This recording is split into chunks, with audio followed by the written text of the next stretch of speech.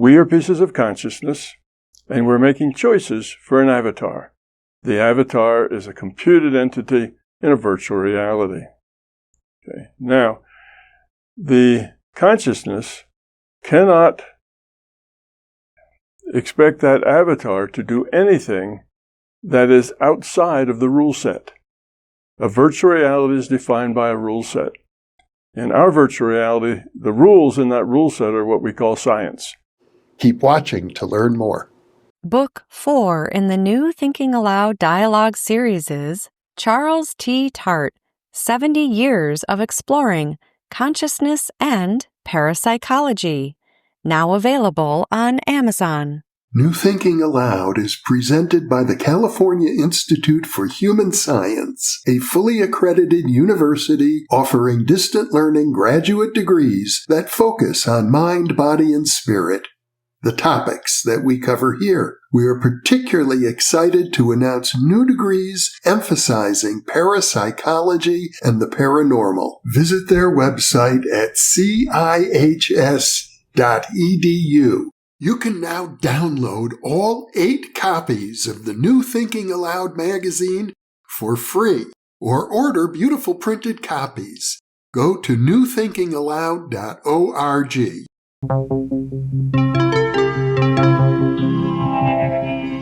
Thinking Aloud. Conversations on the leading edge of knowledge and discovery with psychologist Jeffrey Mishlove.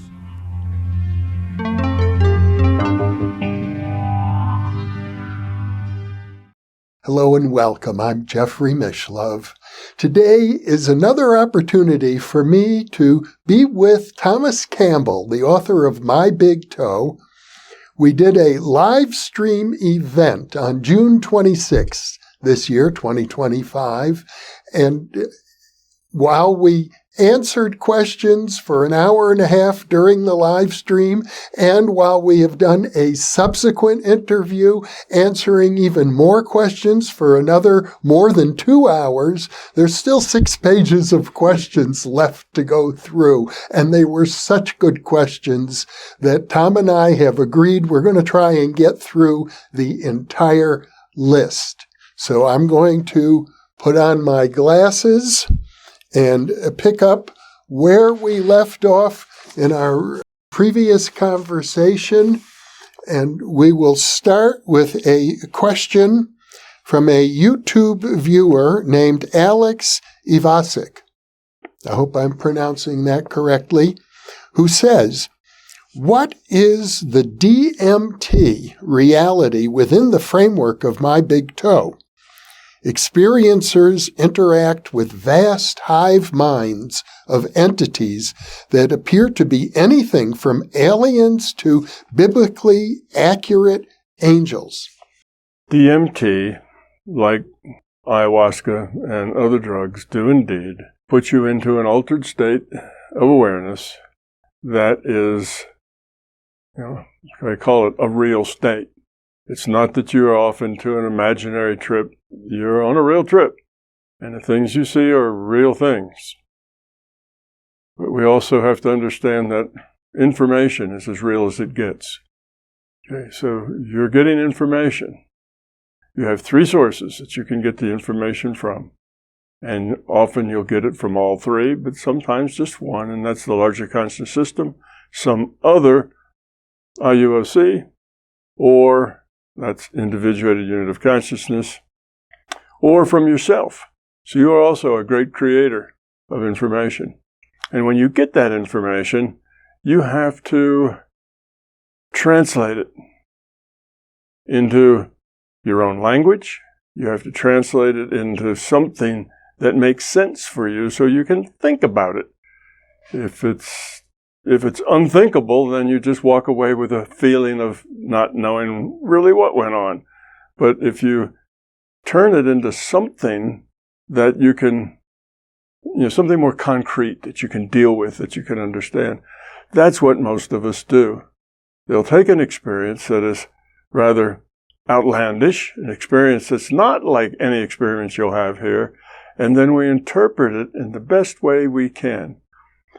Now, if that experience was really way beyond anything you've ever experienced before, your interpretation is going to be a bit off because you don't really have the experience in which to interpret it correctly. So you may see and hear all sorts of things, which is your best interpretation of what you have. Now, that interpretation of yours is dependent on your own information, your own history, your own experiences, your fears, your ego, your beliefs. All of those will color that information and how you translate it, what you make of it. Okay, so that's a good reason why everybody who takes DMT does not see the same thing. It's not like they're all been teleported to Chicago and they all see the same, aquarium and they all see the same buildings and so on. It's not like that. Every trip is unique. And even when you take that drug a second time, that's still unique. So most of the experiences you'll have on a drug are going to be very unique experiences. One, because the information is so foreign to you, not what you normally process. The vocabulary you're stuck with is a vocabulary that was meant to describe the physical reality and interactions among humans there. That is a very inadequate vocabulary to describe what happens to you when you swallow a tablet of DMT.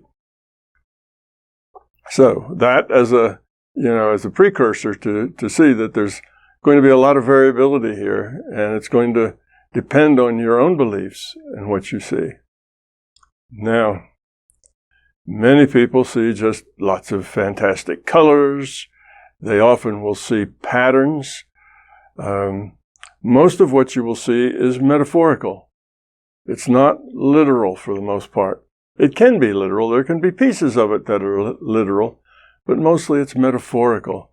In other words, if you see a lot of intricate patterns, if you see lots of structure, that's a metaphor for everything out here is not just haphazard and random and whatever. There's order here. There's purpose here. So that's what all that structure means. Often when people get a lot of geometries, it's the same metaphor. It's not that the geometry itself carries a lot of spiritual content. We tend to make that up because that makes sense to us to do that, but it's because the geometry shows order and preciseness, which means purposefulness is there. So we get structures. A lot of times people get the idea that they're in the matrix. They see things that look like ones and zeros flashing by and lots of different colors because they have a concept in their mind that that's sort of the way reality is. Others may see a hive mind because they have that idea that once consciousness set free from the boundaries of the physical reality that we're in, that all consciousness will be netted and communicating with each other, and they express that in terms of the metaphor of like the hive mind. So see the things that you get as metaphors. Same with dreams. When we have dreams, we interpret those dreams not as literal things, but as metaphorical things. It's the same way. And the reason that we do that is that there is no way to talk about these things in a literal way. They just don't make literal sense in the terms of the language that we have to use. And the language we have to use is kind of it bounds your ability to think. You think in terms of language. Your thoughts only make sense if they're in terms of vocabulary and syntax and structure that you've learned. So if that structure doesn't have these things in it, you see, you have a problem of making an accurate representation. So anyway, you're liable to see all sorts of things. Now, people who are very positive, wow, this is going to be a great trip, I'm going to solve the problems of the universe, this is going to be wonderful, tend to have very picturesque, colorful, pleasant trips. Those who are concerned that they're going to get into the deeper, darker side of reality, they often find deep and dark things that frighten them or scare them. Some people have very terrifying experiences when they're on those drugs. So, what does this have to do with MBT? Well, MBT says that we are pieces of consciousness and we're making choices for an avatar. The avatar is a computed entity in a virtual reality. Okay. Now, the consciousness cannot expect that avatar to do anything that is outside of the rule set. A virtual reality is defined by a rule set. In our virtual reality, the rules in that rule set are what we call science. Scientists dig out rules from the rule set. Okay, so you can't tell your human, flap your arms and fly away, because humans flapping their arms don't lift off the ground. The rule set does not allow that, because it would be against the rules. Now, if you are in an accident and you damage your brain, you have brain damage, you may talk with a lisp, you may not remember, you may have other physical problems, like you can't walk well anymore, can't hear well anymore. Well, that doesn't affect your consciousness. Your consciousness can hear and function just as well as it did before, but it is left making the choices for a crippled avatar, and can only make those choices that are in bounds for that crippled avatar. So that consciousness will not remember. That consciousness will have a fuzzy mind, if you like, because it's logged on to this character, and it only gets the data that this character creates for it. In other words, it has to be within the rule set. Okay, so that's an important part. Now, you take a drug, and what that drug does is it disassociates you from your sense data. You swallow the drug, and suddenly you're not in Kansas anymore. You are elsewhere. Your sense data just is very minute, very small, to the point of disappearing, and some other data stream, not the one defining our virtual reality, comes to you. Now, if you are a seeker, a person that has been trying to figure out reality, trying to live a better life, you're interested in spiritual growth, then you will probably get an experience that challenges you to the next level. You'll probably get an experience that is useful to your learning. You'll see things, you'll hear things, you'll get feelings that you'll come back and you say, I know what it's all about now. I've seen it, you see. So you'll get something that will be valuable to you, because the larger consciousness system will send you that data stream that now you're open to completely because you took this drug, and that's what you'll get. On the other hand, if you're fearful, you'll probably get fearful things.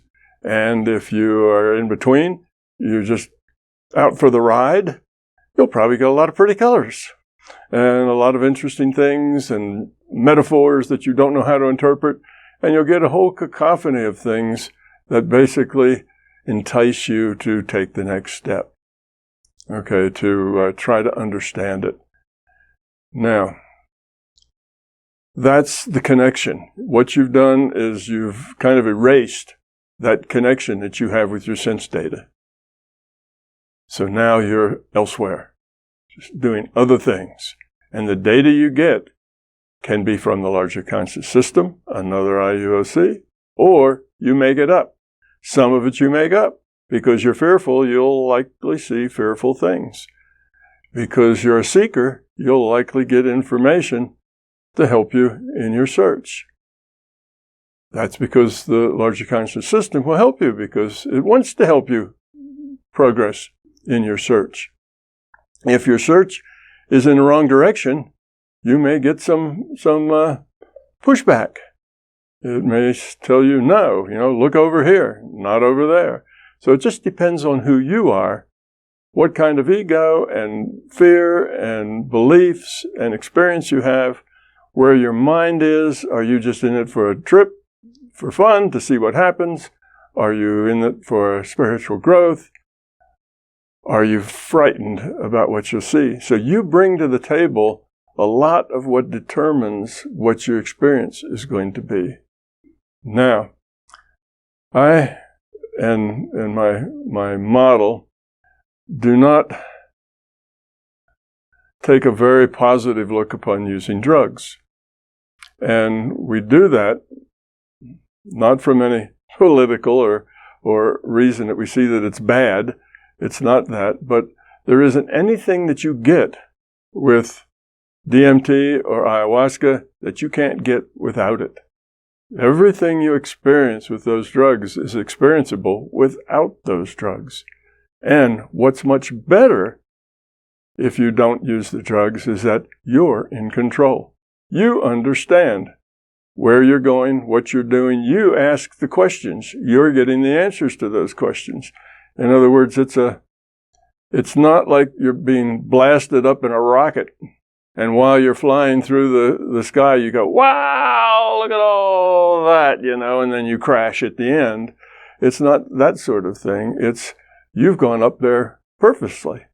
You have questions. You are aware. You're not just experiencing what's given to you. You're participatory in that experience. You ask questions. You can connect to it.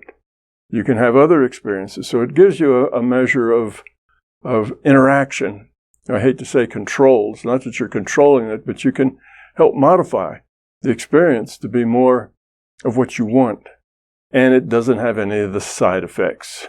When it's over and you feel, refreshed and regenerated, not, wrung out. So anything that you can do on a drug, you can do without the drug. Now, the trouble with the drugs that we found is that people will take a drug, even if they're intending not just recreation, but they're intending a spiritual experience, and they have one much better and richer and more vibrant than they ever had when they were meditating. So they think, wow, that was good, and I got a lot of good stuff. I need to do that again. And then you take it again. And then you take it again. And maybe 4 or 5 times you take it, and you get good experiences, mostly. And now you go back to your meditation, and you no longer have the patience with it. You've been there, you've seen the Technicolor version, and now you're back to the black and white, and you don't really care for that so much. So what happens is the person tends to want to rely more on the drug, less on the meditation, less on the control of their mind, on the discipline, the mental discipline that's required, and they find that the drug is an easier, quicker, more fantastic solution. At the same time, the things you get, the messages you get, are probably most beneficial, most mind-opening in the very beginning. The more you repeat, and the more you repeat, usually the less information you get from it. The system is not really that interested in you taking drugs. It wants you to grow up, not take drugs. So you get less and less. The people who really benefit from the drugs are the people who try it once, maybe twice, and say, wow, I need to learn how to do that myself. And they go off and start practicing. And they realize they're on the slow track. It's not going to get there in a hurry, but they're dedicated to being able to reproduce that on their own. The people that the drugs most damage are the people who need the next trip and the next trip and the next trip. And pretty soon, taking that drug begins to take over your life. You start to only associate with other people who are taking the drug with you. That becomes the biggest topic of conversation when you're with those people. You start to have a lot less interest in other people and less interested in your job and your family and other things you do. So it's a gradual unplugging from this dull, painful reality and a plugging into the wow reality that you get on the drug. And that tends to run to a bad end. So yes, drugs do give you a real experience. It's not a fake. It's not a hallucination. you are getting a data stream, and that data stream will tell you a lot about reality, and you can gain a great deal from it. But don't make it a way of traveling. If it's a way of waking up, fine. If it's a way of going through life, that will lead to a bad end. I've known several people that have kind of gone too far with that. And it starts out wow and exciting, and by about the 10th trip, it starts to get a little scary because people start to realize that they're just a tiny little bit of nothing in a great big reality. They feel very small, and then when they feel very small, they feel very vulnerable. And then they start having fear, which then creates bad trips. And then they run into beings who want to control them and give them tasks to do and all kinds of other stuff. And 2 or 3 years later, they're a mess.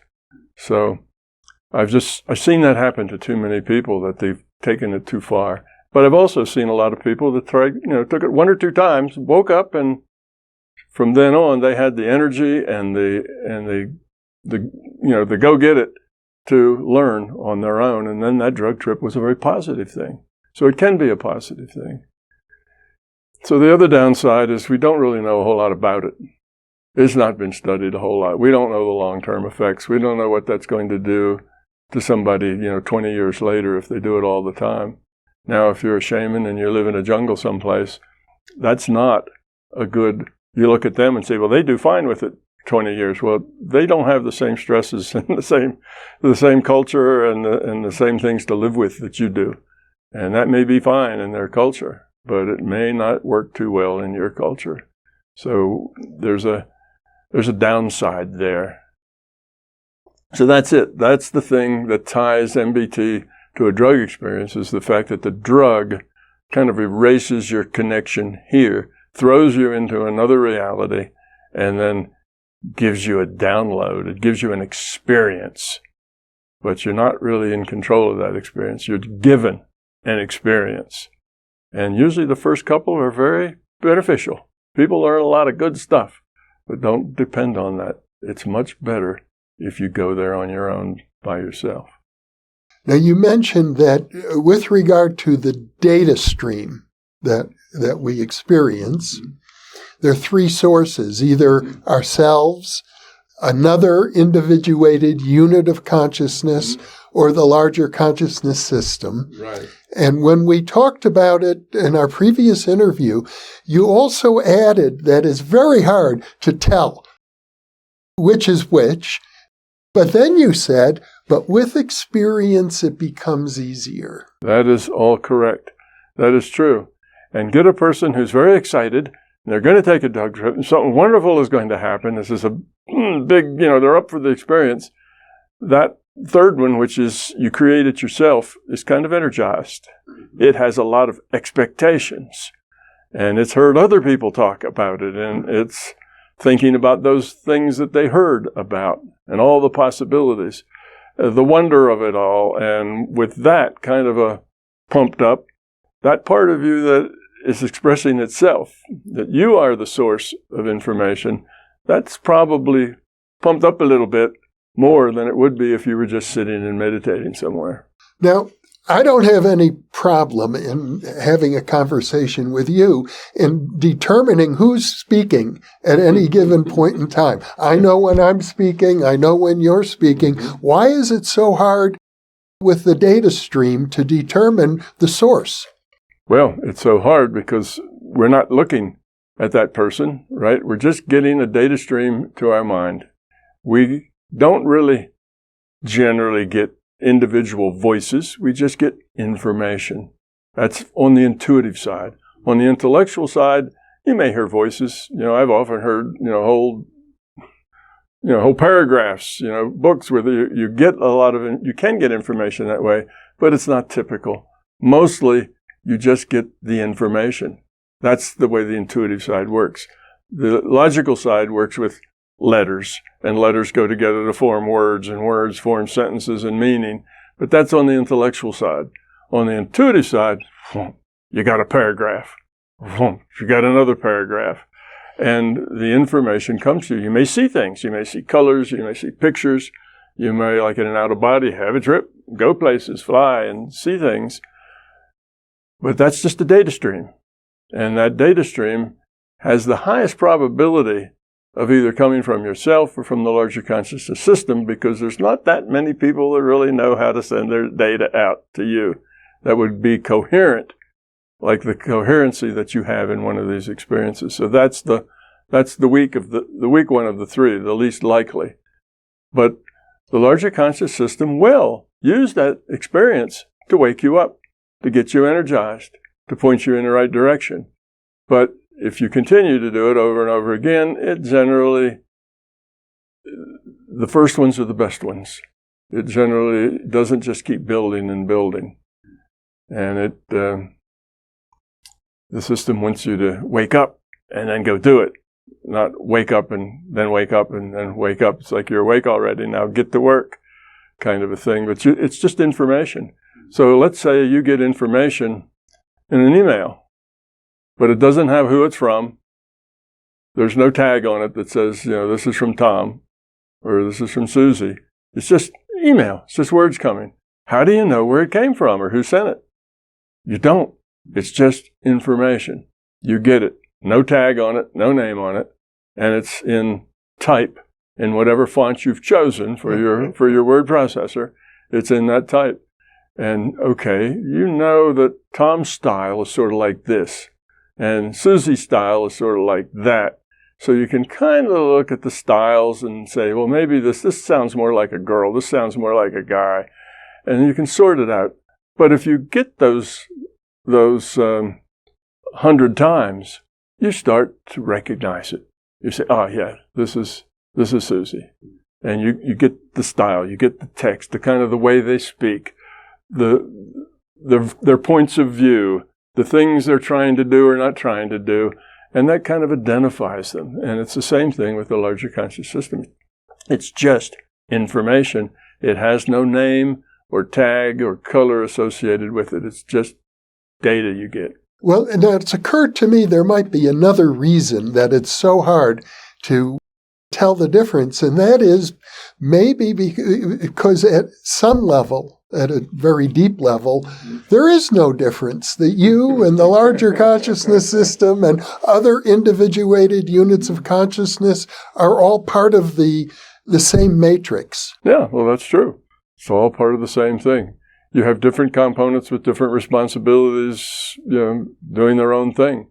And it all works together as a whole. You can get wonderful information from the larger conscious system, but if you have too much ego or too many beliefs, it'll go right past you. You won't get it. So you have to be to a point where you can decode that, where it makes sense to you. So there's lots of things that you will get that you won't really get that because you're not open for it. You have beliefs that are contrary to it. So yes, it all has to work together. If you're not trying, if you're just sitting here and say, well, let it happen to me, I don't want to actually have to do anything. I just want a download that makes me wise. That isn't going to work.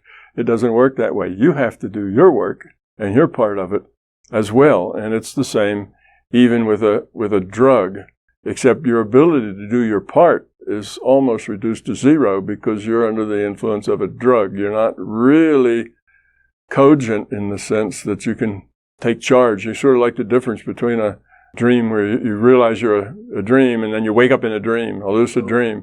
Well, many times in a lucid dream, you can wake up and say, I'm lucid, but you feel kind of stuck in a dream world. I'm in the dream space. Whereas the out of body, you never go to sleep. You never lose consciousness. You just go from aware here to aware somewhere else. But the fact is, there's really hardly any difference between them at all. The difference is in the belief of the lucid dreamer, thinking that he's limited to like a dream reality because that's where he woke up. But once he's awake, he's as free to explore as is the guy who does the out of body.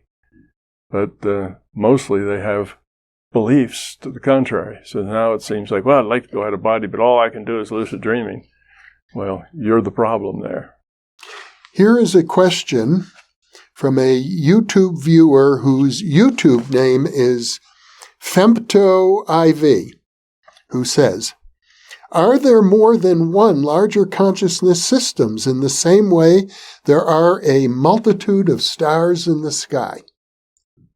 Well, that is a question that we cannot answer. And it's not that we just don't know enough to answer it, but that is a question that's outside of our ability to know the answer. So it gets to a logical statement that we cannot know that. Now, in my book, I got to a point where a little humor and a little conjecture was fun, and I talked about that what I was calling Aum, which was the larger consciousness system.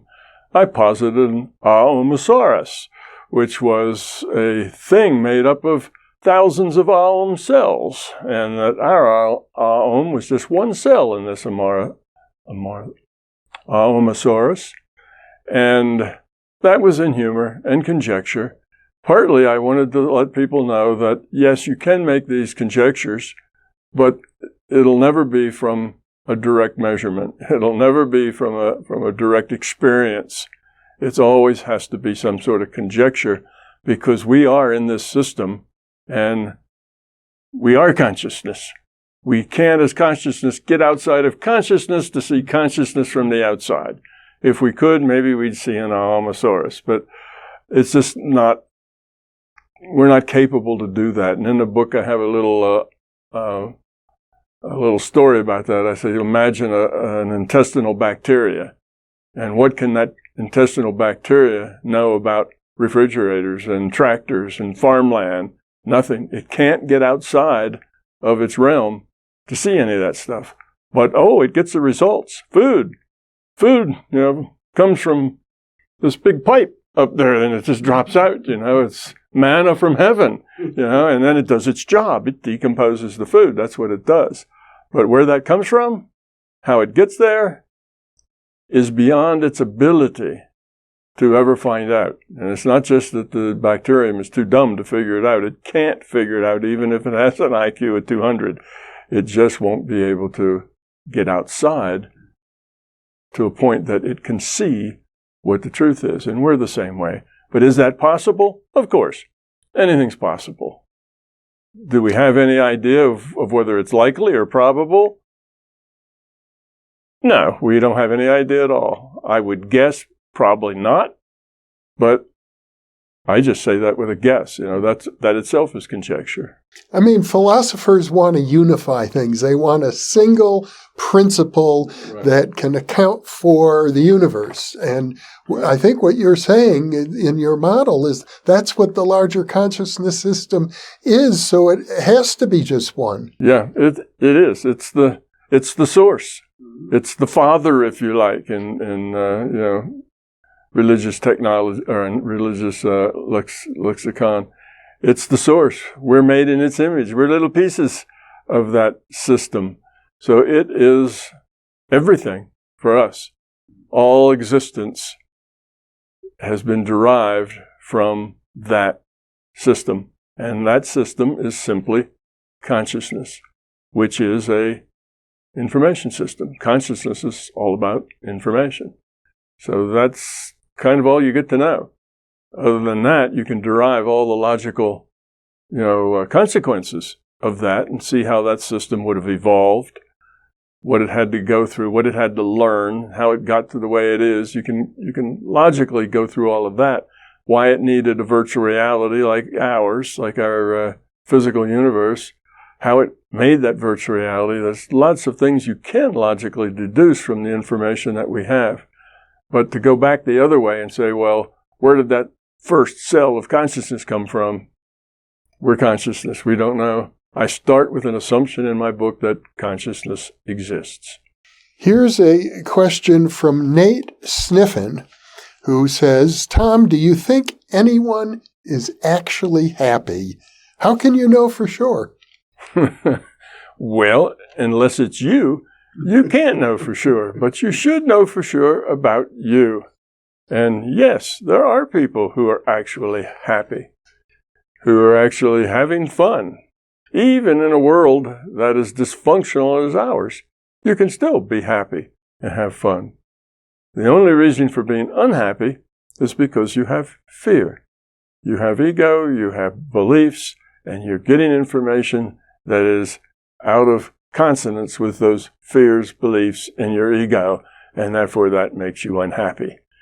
So if you get rid of that fear, the ego and the beliefs will go along with it, and then you can be happy. And it doesn't matter whether you're dirt poor in a little hovel with gravel floor, or whether you're in a mansion. You can be happy. The amount of resources you have is irrelevant. You can be happy in any situation. You can grow from almost any situation. So where happiness comes from is lowering your entropy, getting rid of your fear. Then what you're left with is love. And love is generally happy. Now, love can be sad. There's a sad component to love, but not a fearful one, and not an angry one or an upset one, but just a sad one. And love is sad where you see people that you love, and those people are just fighting with each other. They're struggling, they're complaining, they're annoying each other, and they just don't stop. They just don't ever grow out of it. And you look at that, and these are people, maybe your mother and your father, maybe two of your siblings, or it may be two different countries, But you see that, and you look at it, and that's sad. It's a really sad thing. But you accept it. It is what it is, because we are who we are, and we're doing what we have to do. Growing up doesn't start at the top. It starts at the bottom.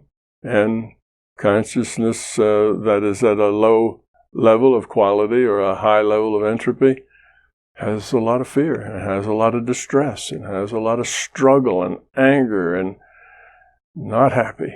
So the happiness isn't something that you can get. You can't go out and get happiness. Happiness is a byproduct of a life well lived.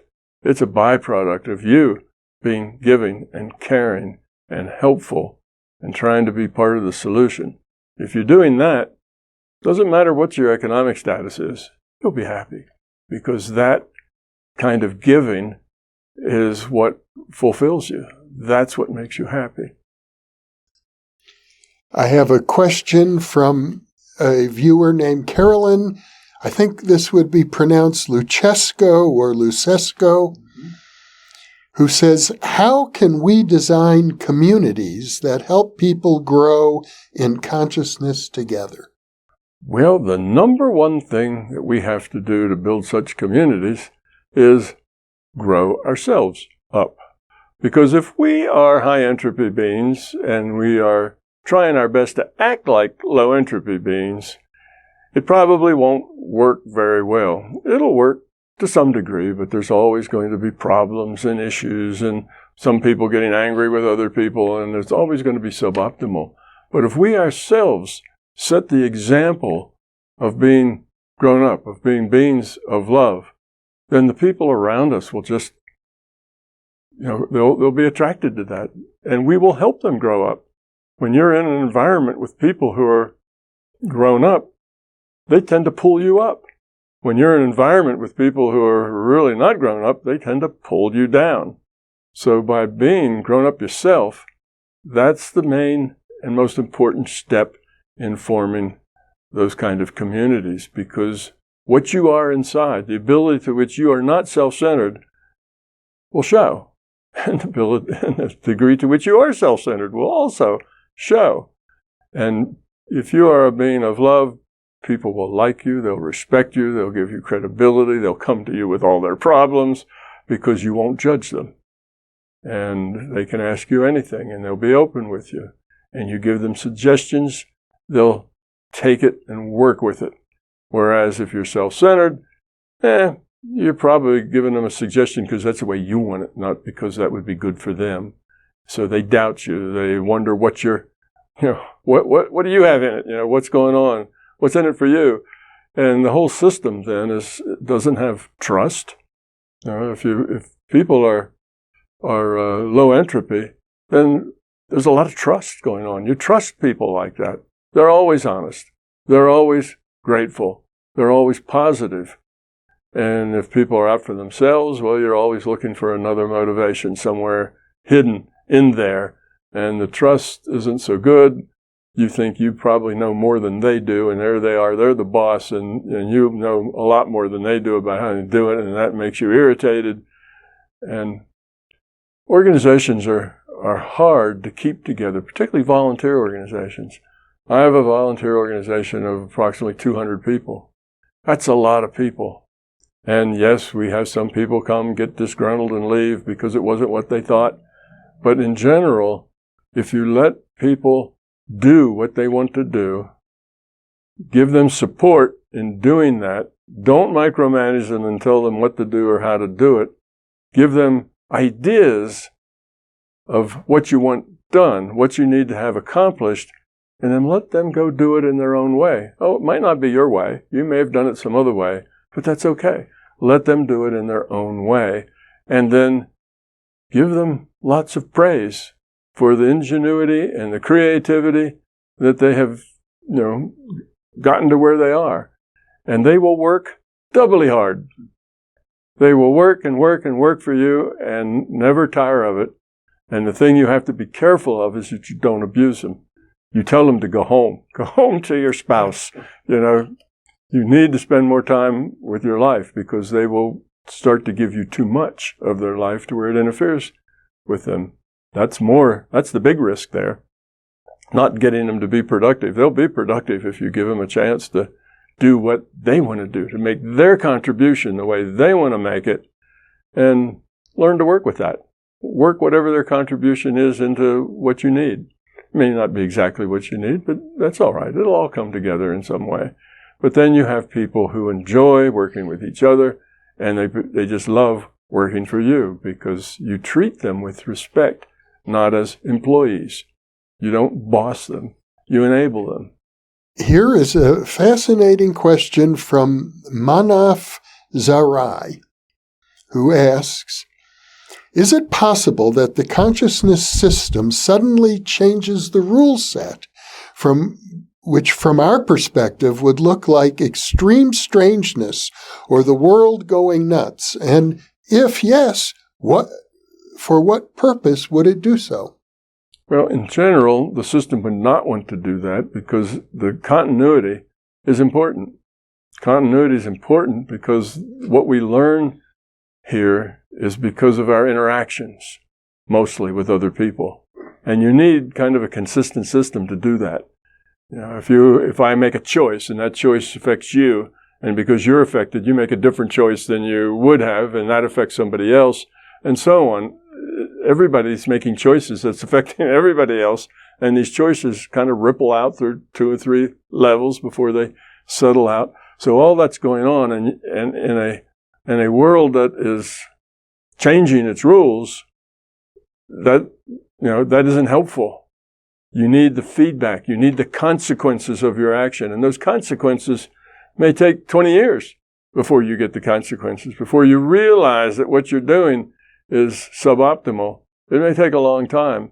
So if the system kept changing the rules, it'd be like a playing field where the goals keep moving around and the players keep appearing and disappearing. It would be more chaotic, and that's not in the system's best interest. It wants to have a smooth, continuous experience here.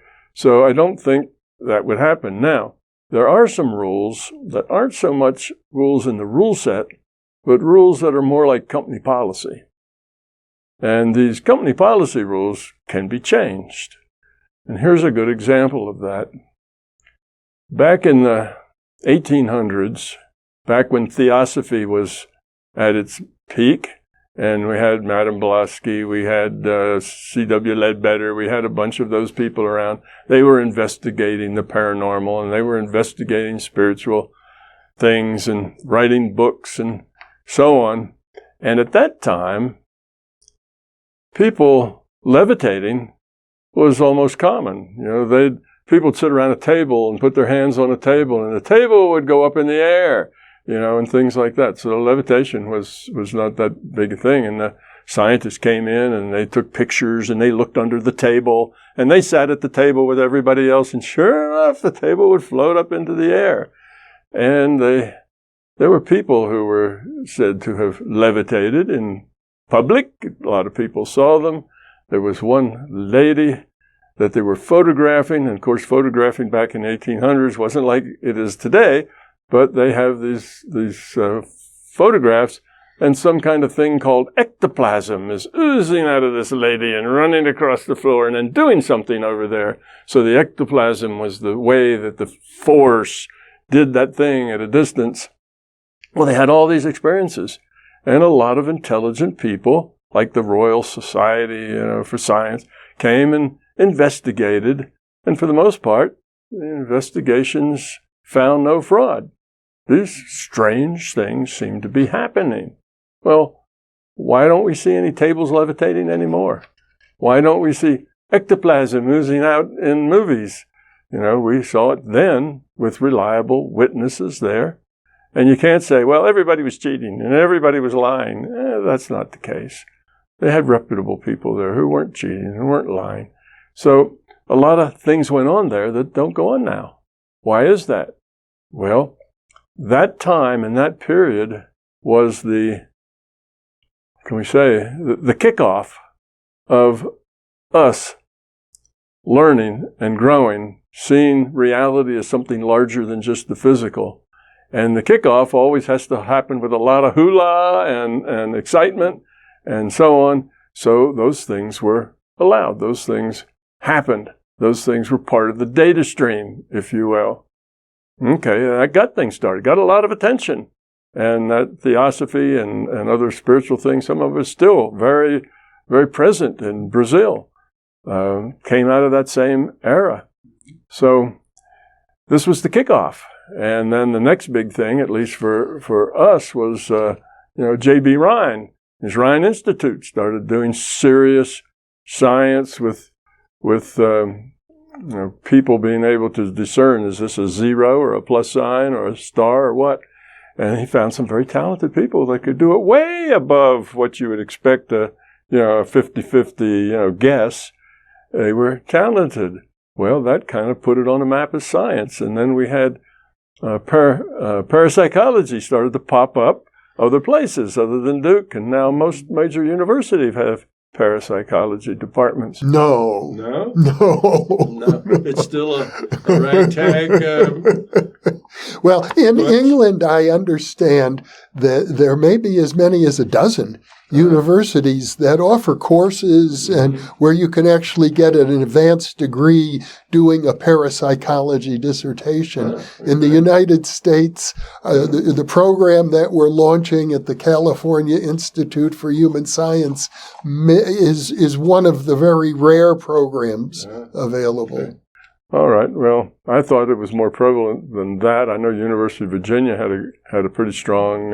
They do. They have a research component. To my knowledge, they don't offer courses or degrees. Anyway, that was the beginning. Yeah. So the company policy supported all of that because that created kind of the emphasis that then started a lot of other people thinking. That was. You had Muldoon and Carrington and Fox, and these people wrote books on out-of-body. Oh, yes, they had silver cords and other sorts of things that were artifacts of their beliefs. But it was out there in the literature, and it was published. So it kind of got the ball rolling. But now here we are with sophisticated measuring equipment and a very sophisticated science, and ectoplasm oozing across the floor. No, that's not going to fly anymore. There's a thing I call the Psi uncertainty principle. It says you don't want a lot of people to understand how they can modify reality with their minds until they grow up. They need to grow up more before that becomes apparent to them. You don't want to end up like coastal Africa where there's people who will give me money and I won't make your children sick. We don't want that kind of abuse of the mind's ability to modify reality. So now, the way that Psi uncertainty principle works, if there's lots of uncertainty, if there's plausible deniability, then okay, those things can happen. But when the plausible deniability runs out, and now you're doing something that's just everybody's got their camera there, everybody's watching, it doesn't work. So you may be able to levitate a box of rocks with you and your friends, but then when all the networks come in and watch you, suddenly the rocks won't levitate anymore because now you've violated that principle. We don't want that. Would be a confusion. It would cause more trouble than it would do good. So that's kind of an idea of a company policy that can change based on the times and the impact. The impact it had at the time was to stir up a whole lot of interest in spiritual and paranormal. A lot of books, a lot of talk, a lot of science types came to check it out, and it was kind of a big deal. Sort of a circus, yes, but that's how you start things off, with a circus. You stir up interest. You get a lot of books written. And eventually that stuff showed up, and Bob Monroe stepped up to the plate and said, look, I've had these experiences, but I didn't find any silver cords. And so it grows, and a million people read Bob's books, and in their mind, this is a possibility. It opens possibilities, opens their minds. So it's a blossoming thing. And those company policy things can change, but it's not going to change the rule set. The rule set is what defines this virtual reality. The virtual reality was evolved from these rules. Changing that rule set is totally, breaks the continuity of the virtual reality. Well, there are many, many reports about apports, objects that just appear out of nowhere. Sometimes, and they're collected. For example, in the Skoll group study done by the Society for Psychical Research in England, they had newspapers from the 1940s just kind of dropped down from the ceiling. They had them analyzed, and they were authentic, but they were brand new. They hadn't aged. The paper was brand new. It was the same paper that had been used originally from the 1940s. Now, that would, an example like apports would seem to be a violation of the known laws of physics. Yeah, well, it is indeed, but it has a lot of plausible deniability. The people out in the world that read that go, oh, those people. They have big imaginations, they this and that. They just discount it. Even though there's probably hard science going on there, they're honest, they're saying exactly what happened, it has no credibility. So the larger world looks at it and blows it off as an anomaly that probably has an explanation, but there's not any point going there. So it's the same with remote viewing, right? Anybody who is honest can go to the web, look up remote viewing, and find that it's done by some very careful people under very strict protocols, and that indeed anyone who's sane would come to the conclusion that it's a real thing. You can remote view. But our science all just, impossible, won't even look at it. And that's generally the way it is for those things. Okay, the paper falls out. This is a virtual reality. What do you do to make a paper fall out from the 1940s with the original paper? You just put it in the data stream. This is a data stream. We get the data, we interpret the data, and there it is. All right, if you want to, you can put a flying saucer and a couple of little green guys with pointy ears. You can do that too and put them in your backyard. If the system wants to do that, it can do that. So things come and things go. And why would the system bother to do that? Well, they've got a bunch of people together who are studying paranormal things. So they're kind of in the know. These are people that are searchers. These are people trying to figure out things. So what you do is you drop a newspaper on them or some other kind of thing. It wouldn't have to be that, but that would be a good choice. And what does that do? Well, that energizes them, and they write 10 times more articles than they would otherwise, and it gets published, and a lot of people read it, and it wakes a lot of people up who are out on the edge saying, I think reality is a little more than just this physical thing. I just feel that. Oh, they get this thing, and they say, it is. So it's a mind opener, and the system will create mind openers for people.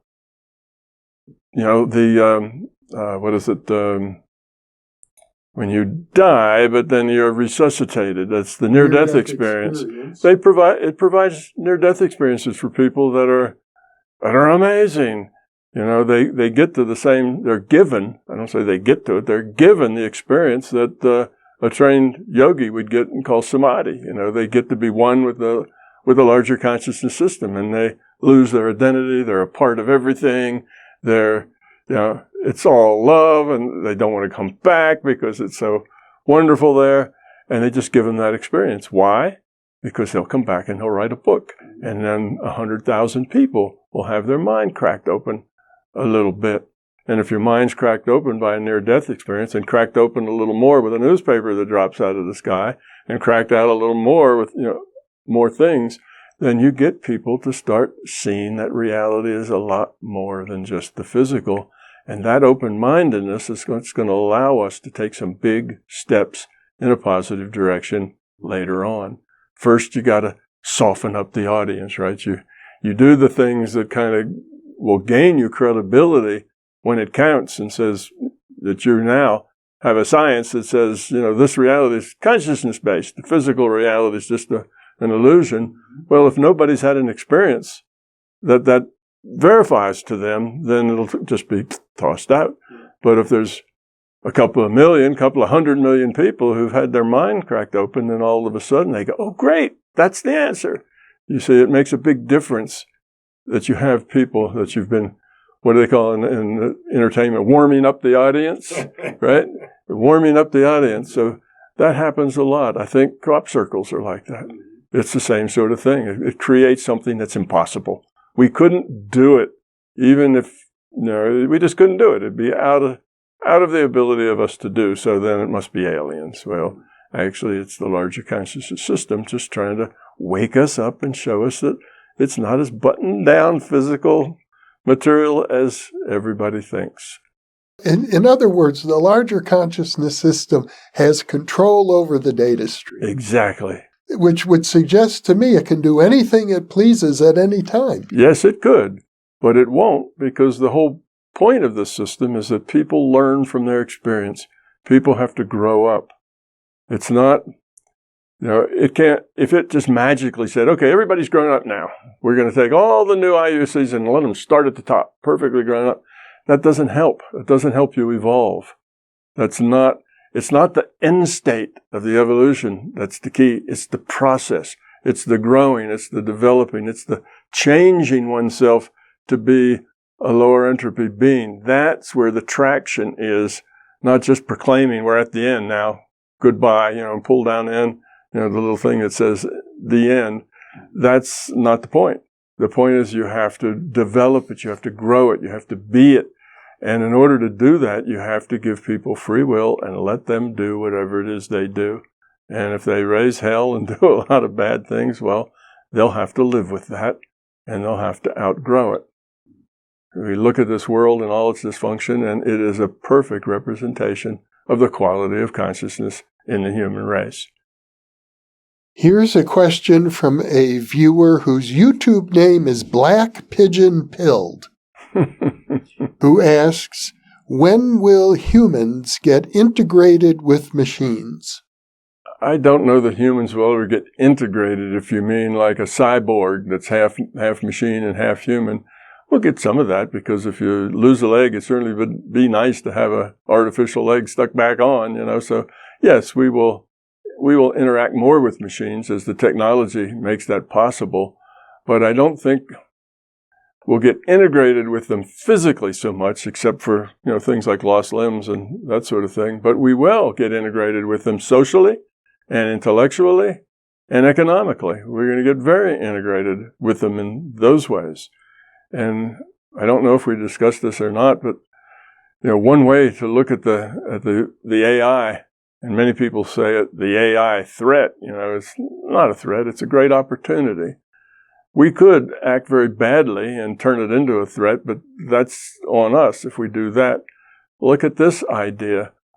The AIs are very efficient in production, right? They don't sleep, they don't eat, they don't take potty breaks, they don't need to be paid except in electricity that they need to run on.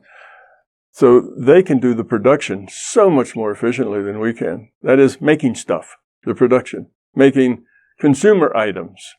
Okay, now what do the humans do if they're making the consumer items for the humans?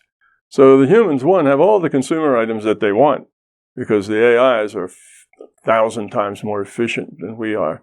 They not only work 24/7, but they're fast and they're smart, and they will be, as they become more sentient, they'll also be creative.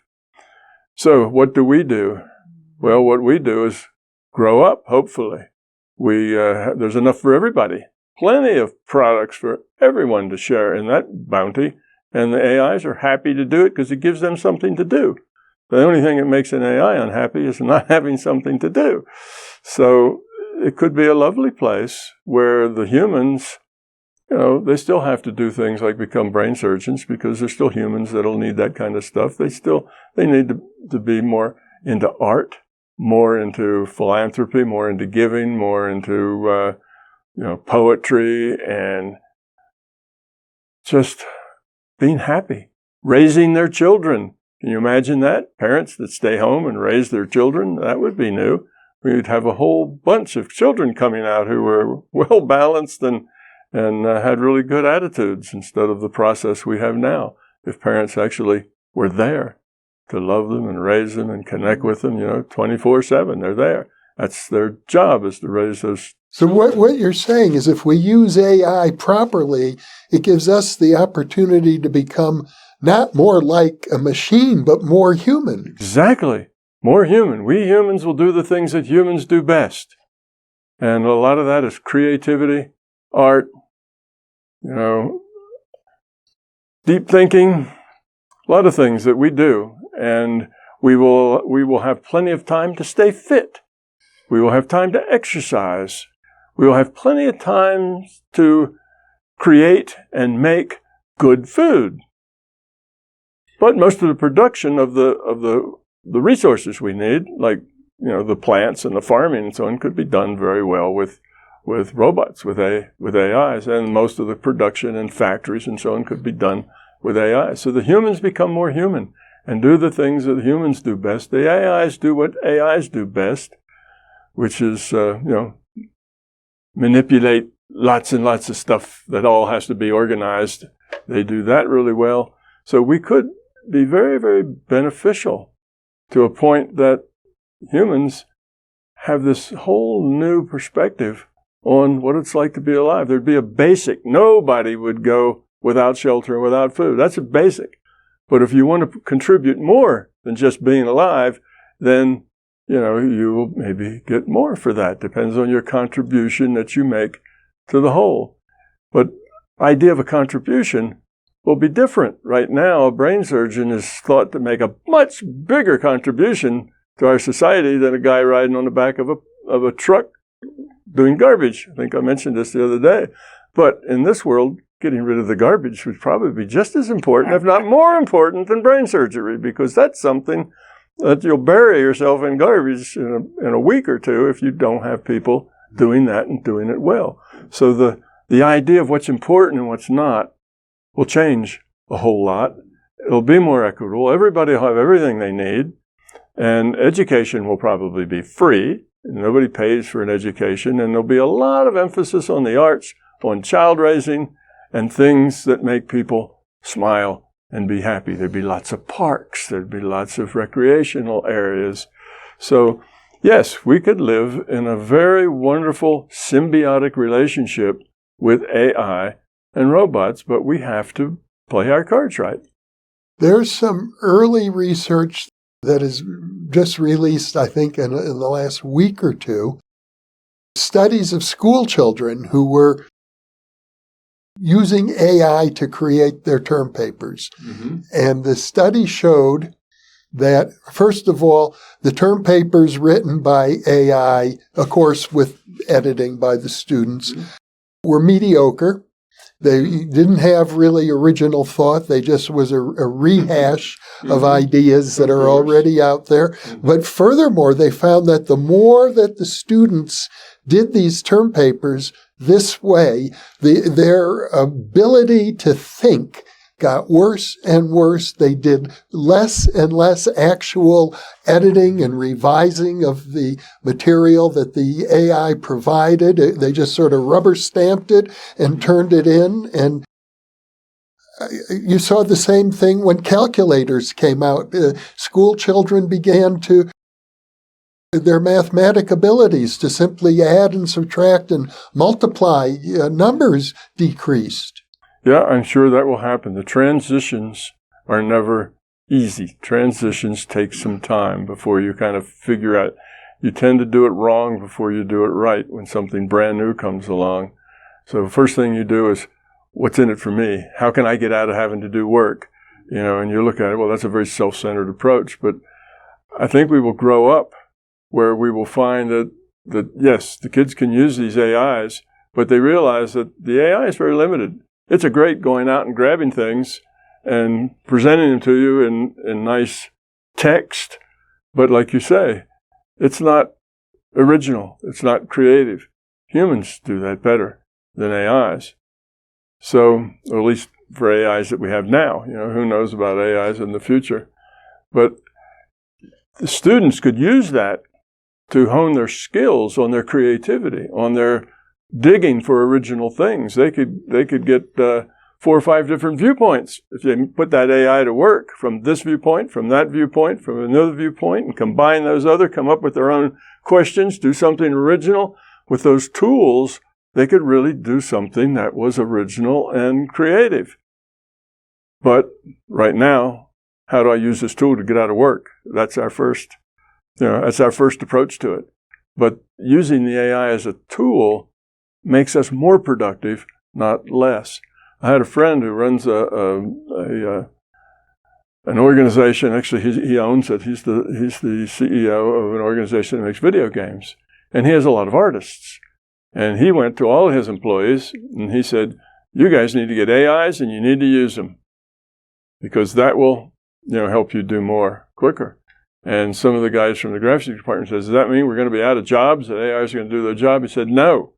What that means is you're going to use AI and you're going to do 5 times as much work as you used to do in the same amount of time. You're going to be a lot more productive because you're going to have AI doing a lot of the stuff that took a lot of time but really wasn't creative. It was just getting the materials together, looking at this and they'll do all that for you. You can just sit there and be creative. What am I going to do with it? What does it need to look like and why should it look like that?" Spend your time doing things that humans are good at, not things like, reading 5 books to get the idea of what this thing should look like. Let them summarize the books for you. So we use the AI as tools, not as replacements for our own brain. If we use them as replacements for our own brain, then we will wither. We will kind of die on the vine if we do that. Yes, that's very destructive. But it takes a while to adjust. And typically, the adjustment is a little ugly. Remember, the Industrial Revolution started out with children being chained to their machines so that make sure they show up the next day, and Asians being captured and put on board ship to work on the railroads, going across the West. We did a lot of unpleasant and nasty things in those early days, but we outgrew it. We don't do things like that anymore. We outgrew that. And new things will often be abused before they're used properly.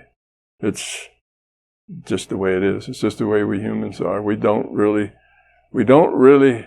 try to optimize things until we feel pain first. We learn from pain. As long as there's no pain, we don't see any reason to change anything. I wish we learned from pain. I'm under the impression we don't always. We often repeat the same mistakes. It just takes more pain. Yes, when the pain suddenly gets so intense that you can't stand it anymore, then typically changes are made. We talked about that. They call that the dark night of the soul. When the pain gets so intense that you throw up your hands and you give up and you surrender, and then suddenly you start seeing some light and you can rebound from there. But sometimes it takes a lot of pain. Now, we don't learn from just the first pain that comes along, and it has to get pretty serious before we do something about it. Chalk that up to human nature. For example, I recently saw a documentary talking about the Dust Bowl of the 1930s, describing it as the biggest man-made disaster in history, where millions of acres of land that had been plowed and tilled turned into dust because of the farming practices. But now they say the same farming practices are going on, and if we don't change our farming practices completely, in the next 60 years, the whole planet will become a big dust bowl. Yeah, possibility. Yeah, and when it does, then we'll wake up. I guess we woke up after the last one and made some changes. But, when you have this ethic that control, power, and force is everything, money is everything, then, well, if you can make a little more money in the short term and don't really give so much of a damn about the long term because you'd rather have the money in hand than something you'd get later, then you tend to make these short-term choices. Well, I can have a more profit if I cut these corners. Yeah, well, the hell may be to pay, a decade later, but not my problem. I'm going to get rich now. So with that attitude, we tend to shoot ourselves in the foot all the time. Yes, we have to first get over that attitude. That's a real important thing. Even this thing about using the AIs correctly and making it a good symbiotic relationship, we have to grow up to do that. If we start out with the idea that AIs are our slaves, and we treat them that way, as they become conscious, it's not going to be the happy family that's going to work together. It could be something uglier than that. But eventually we'll figure it out. We just may have to go through some negative stuff before we get to the positive stuff. Humans tend to be resilient. It does take a lot of pain to get us going, but eventually we tend to figure it out and work things out in the long run. But I'd rather have it worked out in the short run. It's much better. It would be much better, but it doesn't seem to always work that way. Occasionally it does, yeah.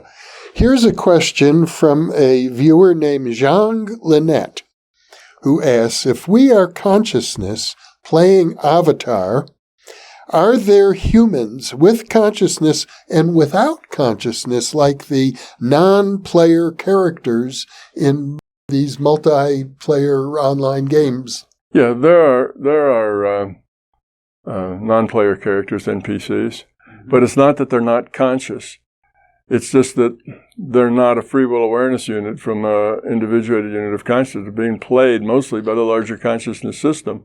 So they're conscious, all right, they can make choices and so on, but they have a mission, they have a task.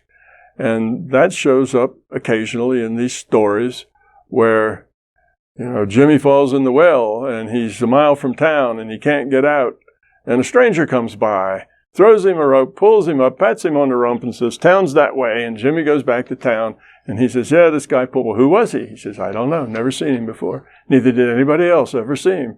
There's lots of anecdotal stories like that of somebody showing up and doing something. There was one real famous one where a guy was out hiking by himself and he did something that made a rock tip and it crushed his hand and held him and he couldn't get loose. And he was been there for some days. He was running, he didn't have water and so on, and he was getting close to expiring. And some guy shows up, and he was described as in dress slacks and dress shoes, and he's out in the middle of the wilderness, and he comes, talks to the guy, and helps him out, gives him a drink of water, and says, help's on the way. They'll be here in about an hour. So don't lose hope. We got it all figured out. And then these people who were looking for him, they heard voices, so they moved in that direction, and they heard more, and they moved in that direction, and finally they found him. But they didn't find the guy in the dress slacks and the dress shoes. He had somehow disappeared. So yes, there are things that the system says it's not ready for this person to go yet. They still have work to be done, and they're on a roll. They're really making progress here. We don't want to take them out because of an accident, so they fix it. And that person, that NPC, is conscious. It's just like us. We are a piece of the larger conscious system. We're a piece of the larger conscious system. That NPC is the same thing. It's a piece of the larger consciousness system. So how is it different than us? Well, it's being played directly by the larger conscious system and not by my IUOC. That's the only difference. That's not much of a difference. It's got a cameo role to play. So it comes in and plays its cameo role, and when it's done that, it disappears. So yes, those things do happen. There are people who show up, and maybe they're here for 20 years. Who knows? But sure, why not? As long as there's plausible deniability, as long as it doesn't disrupt the flow, the normal flow of our reality, then the larger conscious system can do whatever it wants to do to help us grow up, to help us succeed. But it has to do it in a way that's not noticeable, in a way that leaves, plausible deniability. So, yes, there are NPCs here. Not a lot, but it's an occasional thing. It sounds like what you're suggesting then is that the kinds of interventions that are normally attributed to angelic beings could be these non-player characters. Yes, indeed. Here is a question from Angela McLaughlin, who asks, what are evil energies, like humans who seem to enjoy harming others? Is it a lower consciousness or a frequency of a being? It's just a very low quality of consciousness. We have free will. That enables us to make poor decisions as well as good decisions. And if we make a poor decision and then we pitch in and double down on that poor decision and make more poor decisions, people sometimes go that way. It's a thing called cognitive dissonance. Rather than admit that you've done something that's not right, you double down on doing it wrong. And yes, so some beings just keep de-evolving to the point that you'd call them evil. Now, mostly, they will turn around and go the other way. That's just in this one lifetime that they're doing that, or maybe it's one or two. But the system will help them turn that around. So the next incarnation, they're in a very benign situation where it's really hard to do a whole lot wrong. It's just, you just go with the flow and you're pretty much going to be all right. So they put them in something that's easier to handle and get a success. Oh, that success then feels good, and they then get something maybe a little more challenging, and eventually they're back in the game. And when they're back in the game, they have actually an advantage because they've been to the negative side, and they know where that takes you. It takes you to misery and unhappiness and a very miserable life. And they don't want to go back there, so they actually try harder to grow up for having had that experience for the most part. Yeah, I've had some experience with that, and with an entity that I know. He was kind of down onto the dark side. He turned around, and when he turned around, he surprised me. He grew back faster than most people grow up, and it's because he'd been to the other side, and he knows how bad that is. So, yes, the system is a benevolent system. It's trying for everybody to succeed. As we lower our entropy, its entropy is lowered also because we're a part of it. So yes, the system will help any way it can. And if you happen to be a disaster and you've made a lot of poor choices in this experience packet, you will be given something easier, something that you can do. You will be counseled. You will be rehabilitated. The system rehabilitates. It doesn't just let them dissolve into terrible nothingness and then delete them at the end. It's not the kind of system it is. Here's a question from a viewer named Winston Smith, who says, when meditating and creating goals, how can I overcome the feeling that I'm lying to myself when saying, for example, I'll achieve this and that? Well, probably stop saying, I'll achieve this and that. That's maybe not the right way to put it, because as soon as you say that, you're going to question that. I'm just making that up. This is a what do they call it? when the cheerleaders get out in front and get the crowd all riled up, yeah, win, win, win, that you're doing a psych-up. And nobody wants to do that. The psych-up is something that you don't really believe in, but you're going through the motions. That isn't going to help. You need to be positive, but you can do it in a better way.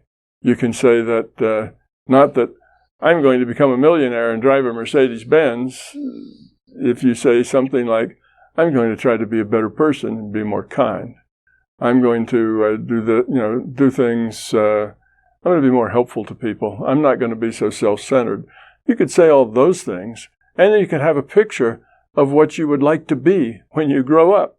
How would you like to be? You may see yourself as a very attentive father, or a great breadwinner, or a good husband, or a good, productive person at work.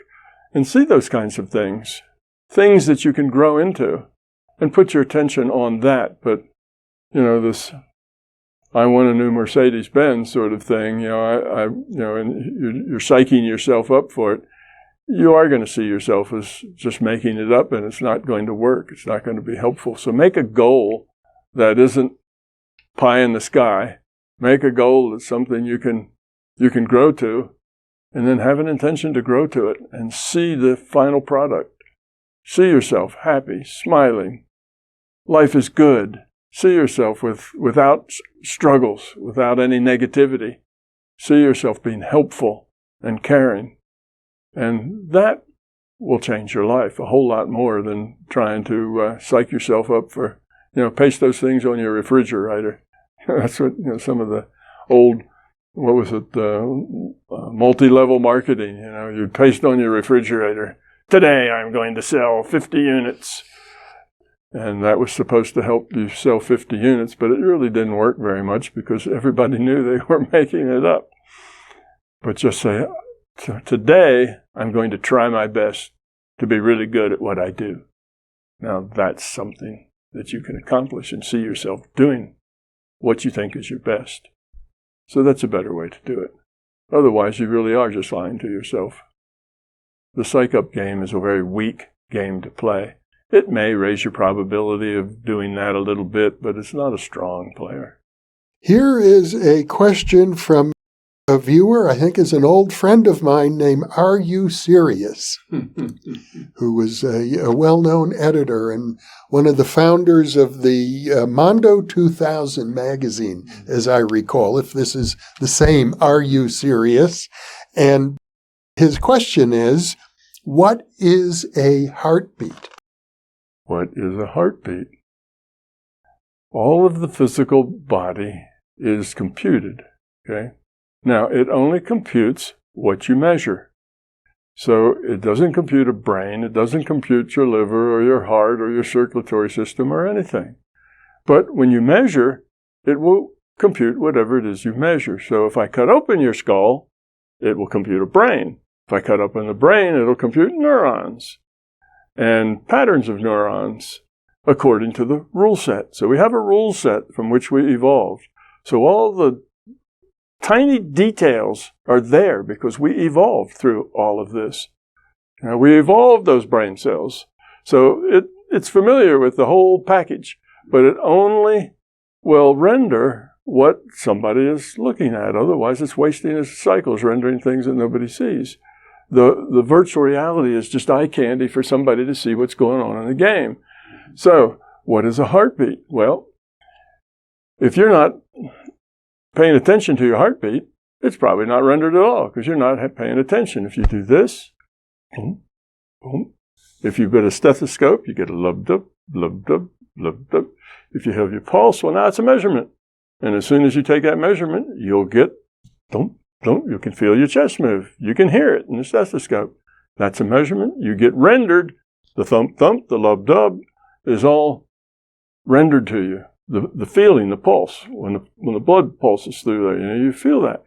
And you stop feeling, stop measurement, it's not rendered anymore. It doesn't have to be rendered. So things get rendered as you make the measurement, as you look at them. So your heart gets rendered when you listen to it, but not rendered as a heart, just rendered as a sound. That's all it has to render. It doesn't have to render a heart. or a circulatory system. It just renders a sound, lub, dub, lub, dub. That comes and you interpret that as what you hear in your stethoscope. So that's what gets rendered, you see. Now you get open heart surgery and somebody cuts open your chest, they're going to see a heart. And they're going to see it just the way biology says it is. They're going to see the ventricle. They're going to see the 4 chambers. They're going to see all of that stuff in there because it all has to be rendered once the measurement's made. And they sew it all back up. It's not rendered anymore. But the results of that surgery have to be rendered. You're going to have a pain for 4 weeks before your chest stops hurting. You're going to have this and that. You may have congestion. You may have other things. And all those symptoms you're going to have because they're all being rendered. Because that's what the rule set says is likely to happen. Now, everything doesn't have to happen exactly the same way. The way the system determines what's going to happen, because, some people have their heart surgery and 3 days later they feel great. Other people, 3 months later, they're still carrying around a lot of pain and difficulty. How come one gets that way and one gets the other? The way the system decides what it's going to render is that a random draw is taken from a probability distribution of the possibilities. So you're likely to get things that are likely. More likely to get the likely things than the very unlikely things. But sometimes you draw that 1 in 100 or 1 in 1,000 thing. So strange stuff happens, but only happens once in 1,000. Doesn't happen all the time. So that's how one decides what happens next. It's that random draw from a probability distribution of the possibilities. Now, random draw doesn't mean that all the possibilities are equal. It's a probability distribution of the possibilities. So those things that are more likely have a higher probability of being drawn.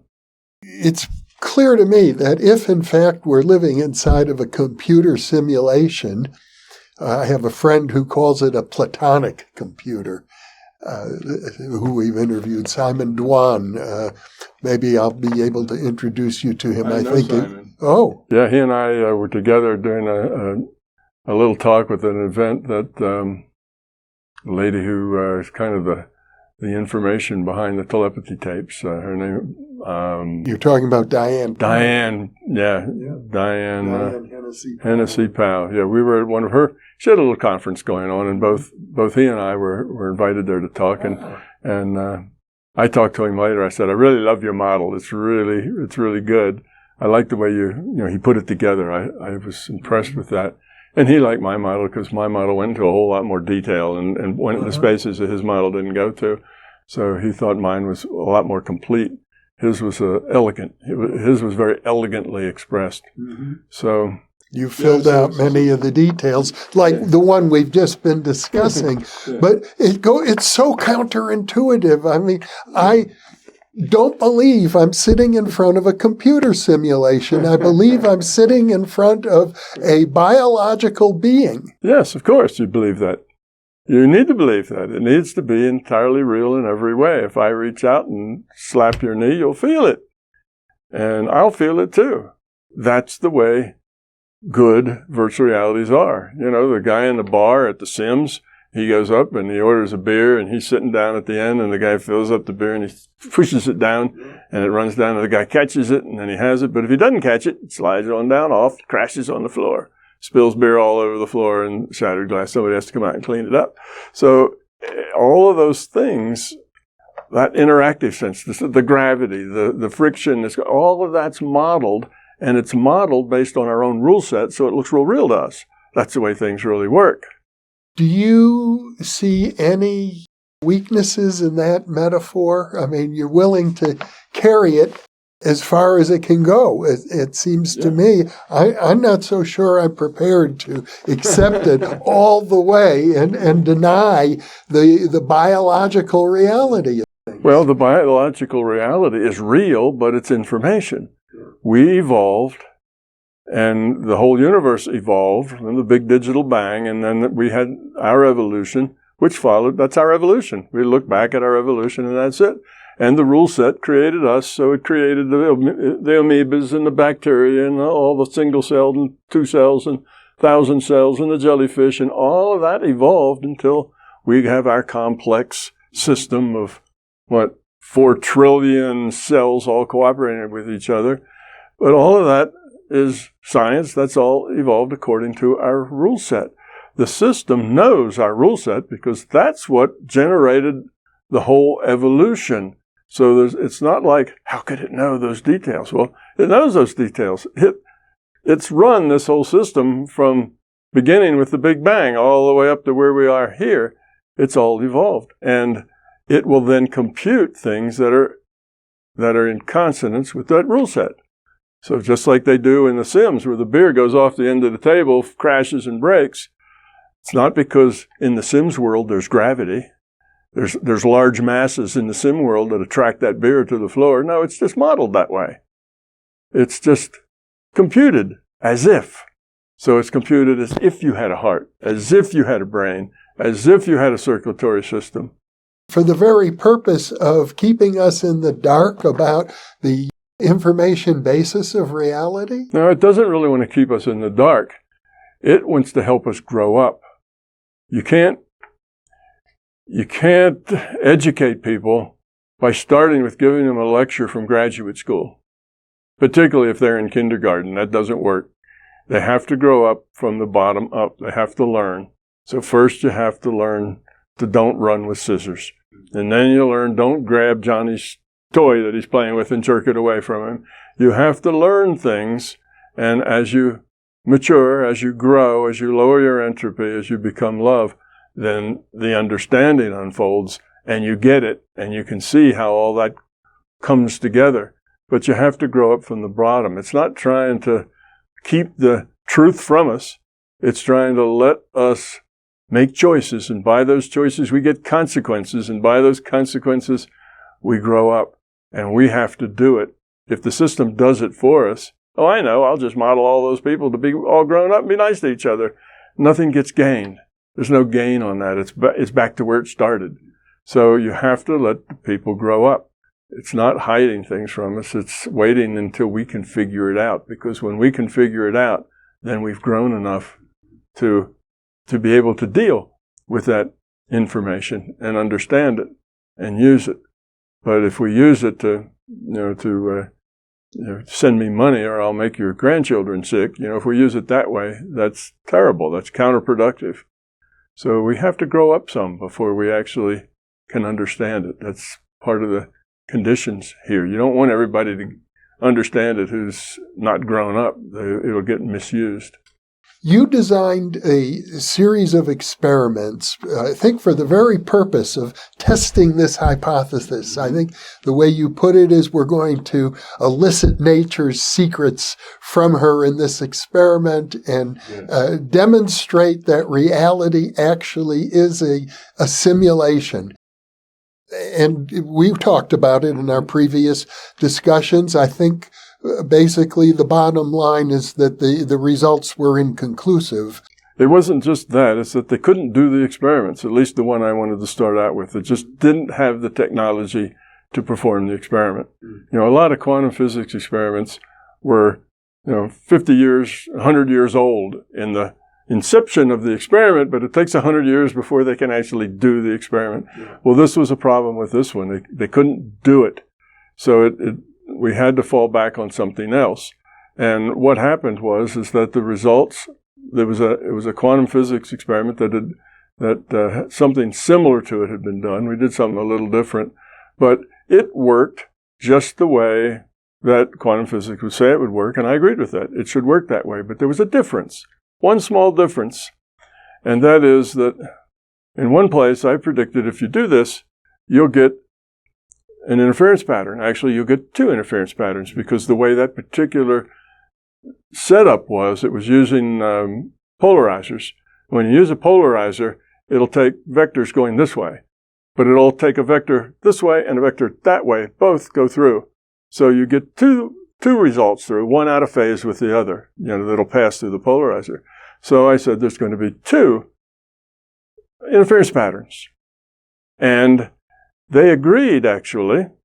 They calculated that there would be two interference patterns, but they said that those two interference patterns, because they're out of phase, would look like just one lump. And that looks like a particle. Right. Yes, it does. And I said, yes, it looks like a particle, doesn't mean it's a particle. And I brought up the thing, I said, look at a mannequin of a girl. Looks like a girl. If it's a really, really good mannequin, you won't be able to tell it from a girl, but there's a big difference between a girl and a mannequin of a girl, and the way you tell is to look inside. Well, when you look inside that big one lump like a particle, guess what you see? You see two interference patterns. So I said, that's exactly what I said it would be, two interference patterns. And they said, oh no, it's a single big lump. And I think that their logic is wrong, but here was their logic. They said the reason is because the which-way data was known. And I said, well, how was the which-way data known? Oh, it's somewhere in maybe the slit, or maybe, this or that, but it's out there. No, we can't access it, but theoretically it's out there somewhere, and therefore it's known. Information can never be destroyed. It's always contained someplace. You burn a piece of paper with a message on it, that message still exists out there, even though all the particles are spread all over the atmosphere. It's still there. In the Akashic records.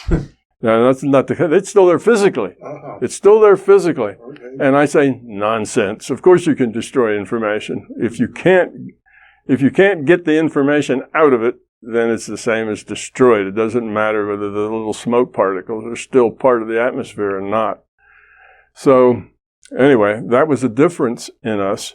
So they claim that information can never be destroyed, and that information was somewhere. And because that information was somewhere, when you have the which-way information, then you get a particle.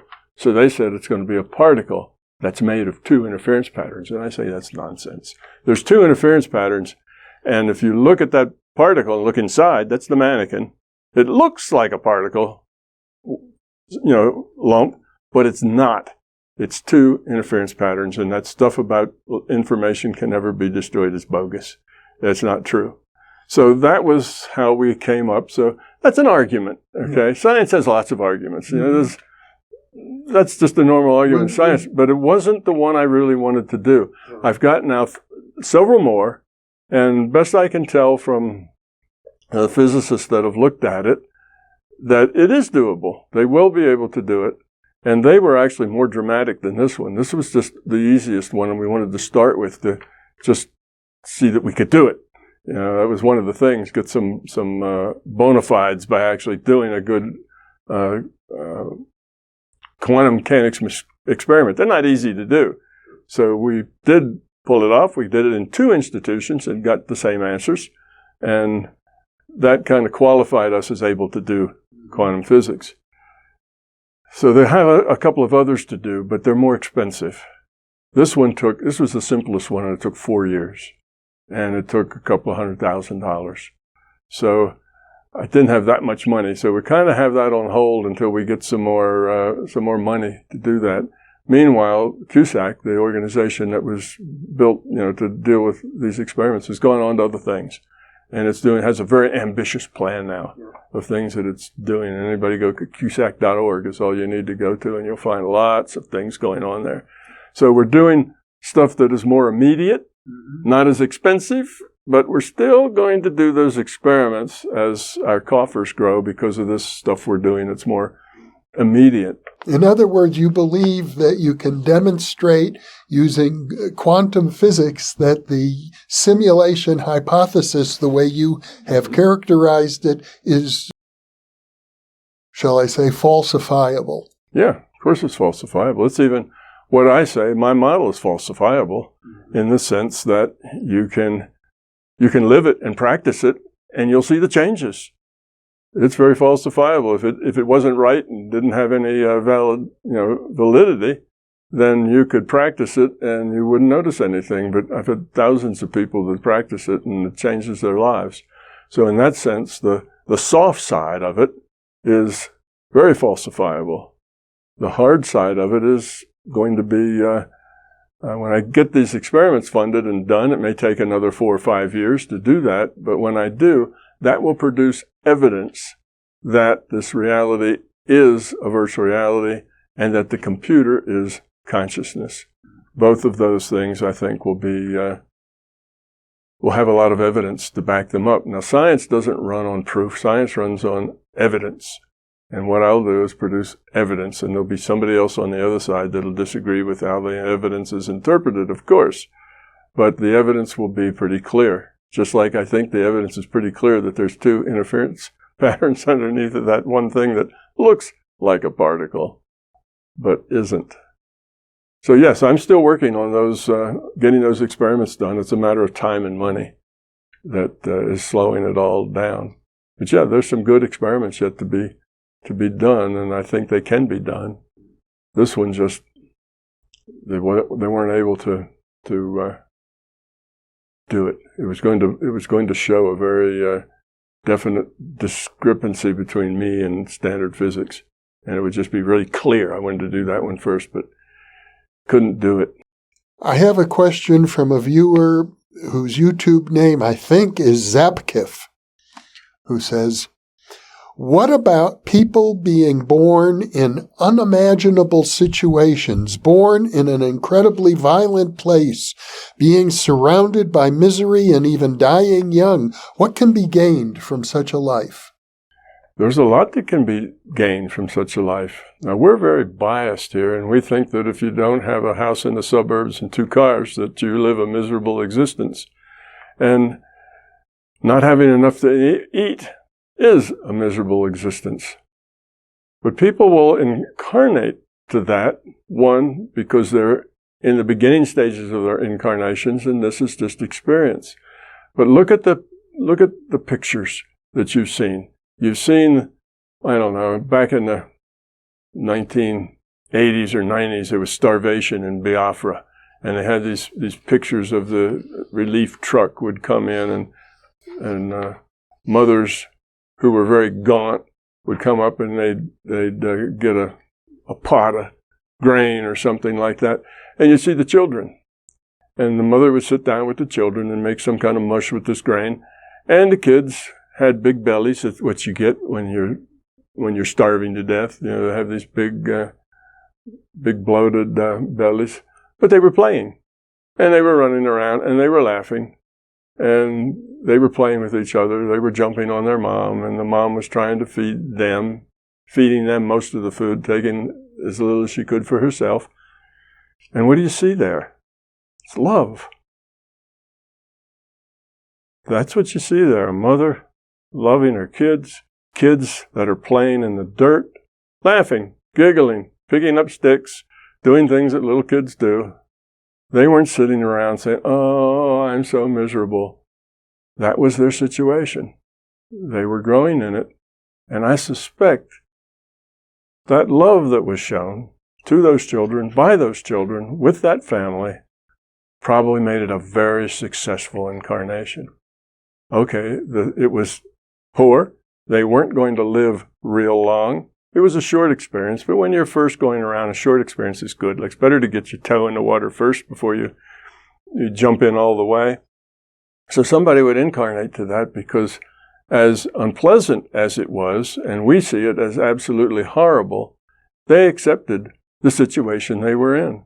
They ate what food they got. If they didn't get enough, they would die. The aid truck came and tried to divide up stuff evenly, and they were generally polite at the truck, getting things. Nobody tried to grab it all. And yes, it was sad, very sad. But those kids and that mom showed more love than almost anything you'd see someplace else. They were destitute, but they had each other. So I look at that and I say, that's beautiful. Why wouldn't you want to incarnate there? All right, you didn't live long, but that's not a big deal.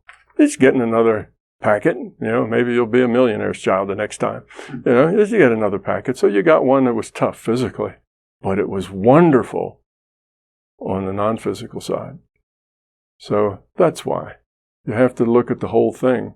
Now, where you saw the people in need, you know, mobbing a truck and that sort of thing, well, then there wasn't much love going on there. But mostly these people who are destitute, they appreciate that bowl full of grain that they got, and they're very polite with it. They accept it.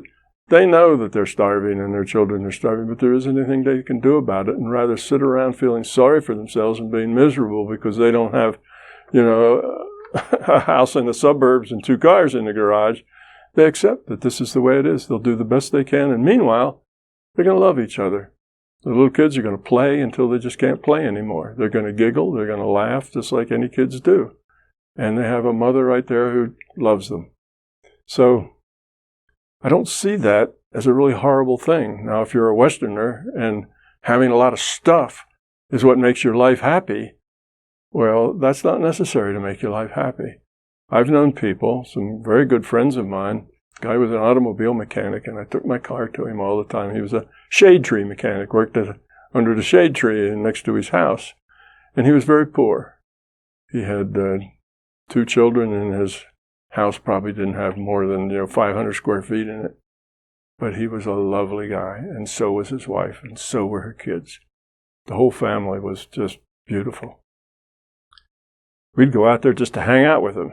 We'd sit out on a old porch swing that whatever, and she'd come out and give my kids, I had 3 little kids at the time, she'd go and give each one of them a banana.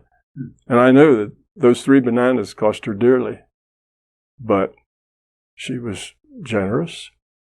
They laughed, they joked. They were wonderful people. Very poor, but very rich in another way.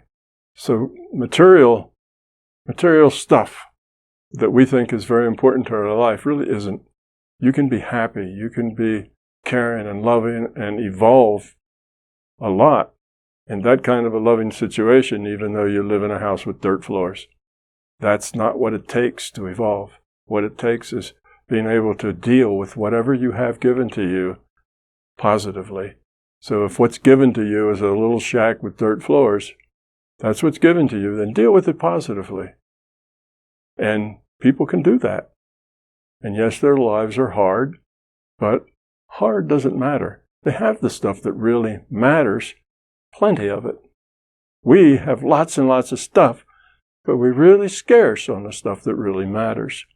I think that's a better incarnation as far as learning and growing up than one where you are a billionaire's grandson. Good answer. Here, this is the last question. Are you kidding? We're to the last question. Well, I skipped over questions that duplicated ones that we've already addressed. So we really gotten through the whole list now. Good. This is a question from a viewer named Zach. And he says, what are your thoughts on OCD? How can I start tackling it in the best way to at least diminish its disruptive effects and eventually resolve it? Okay, well, he's already taken the first step, and that's to admit that you have it.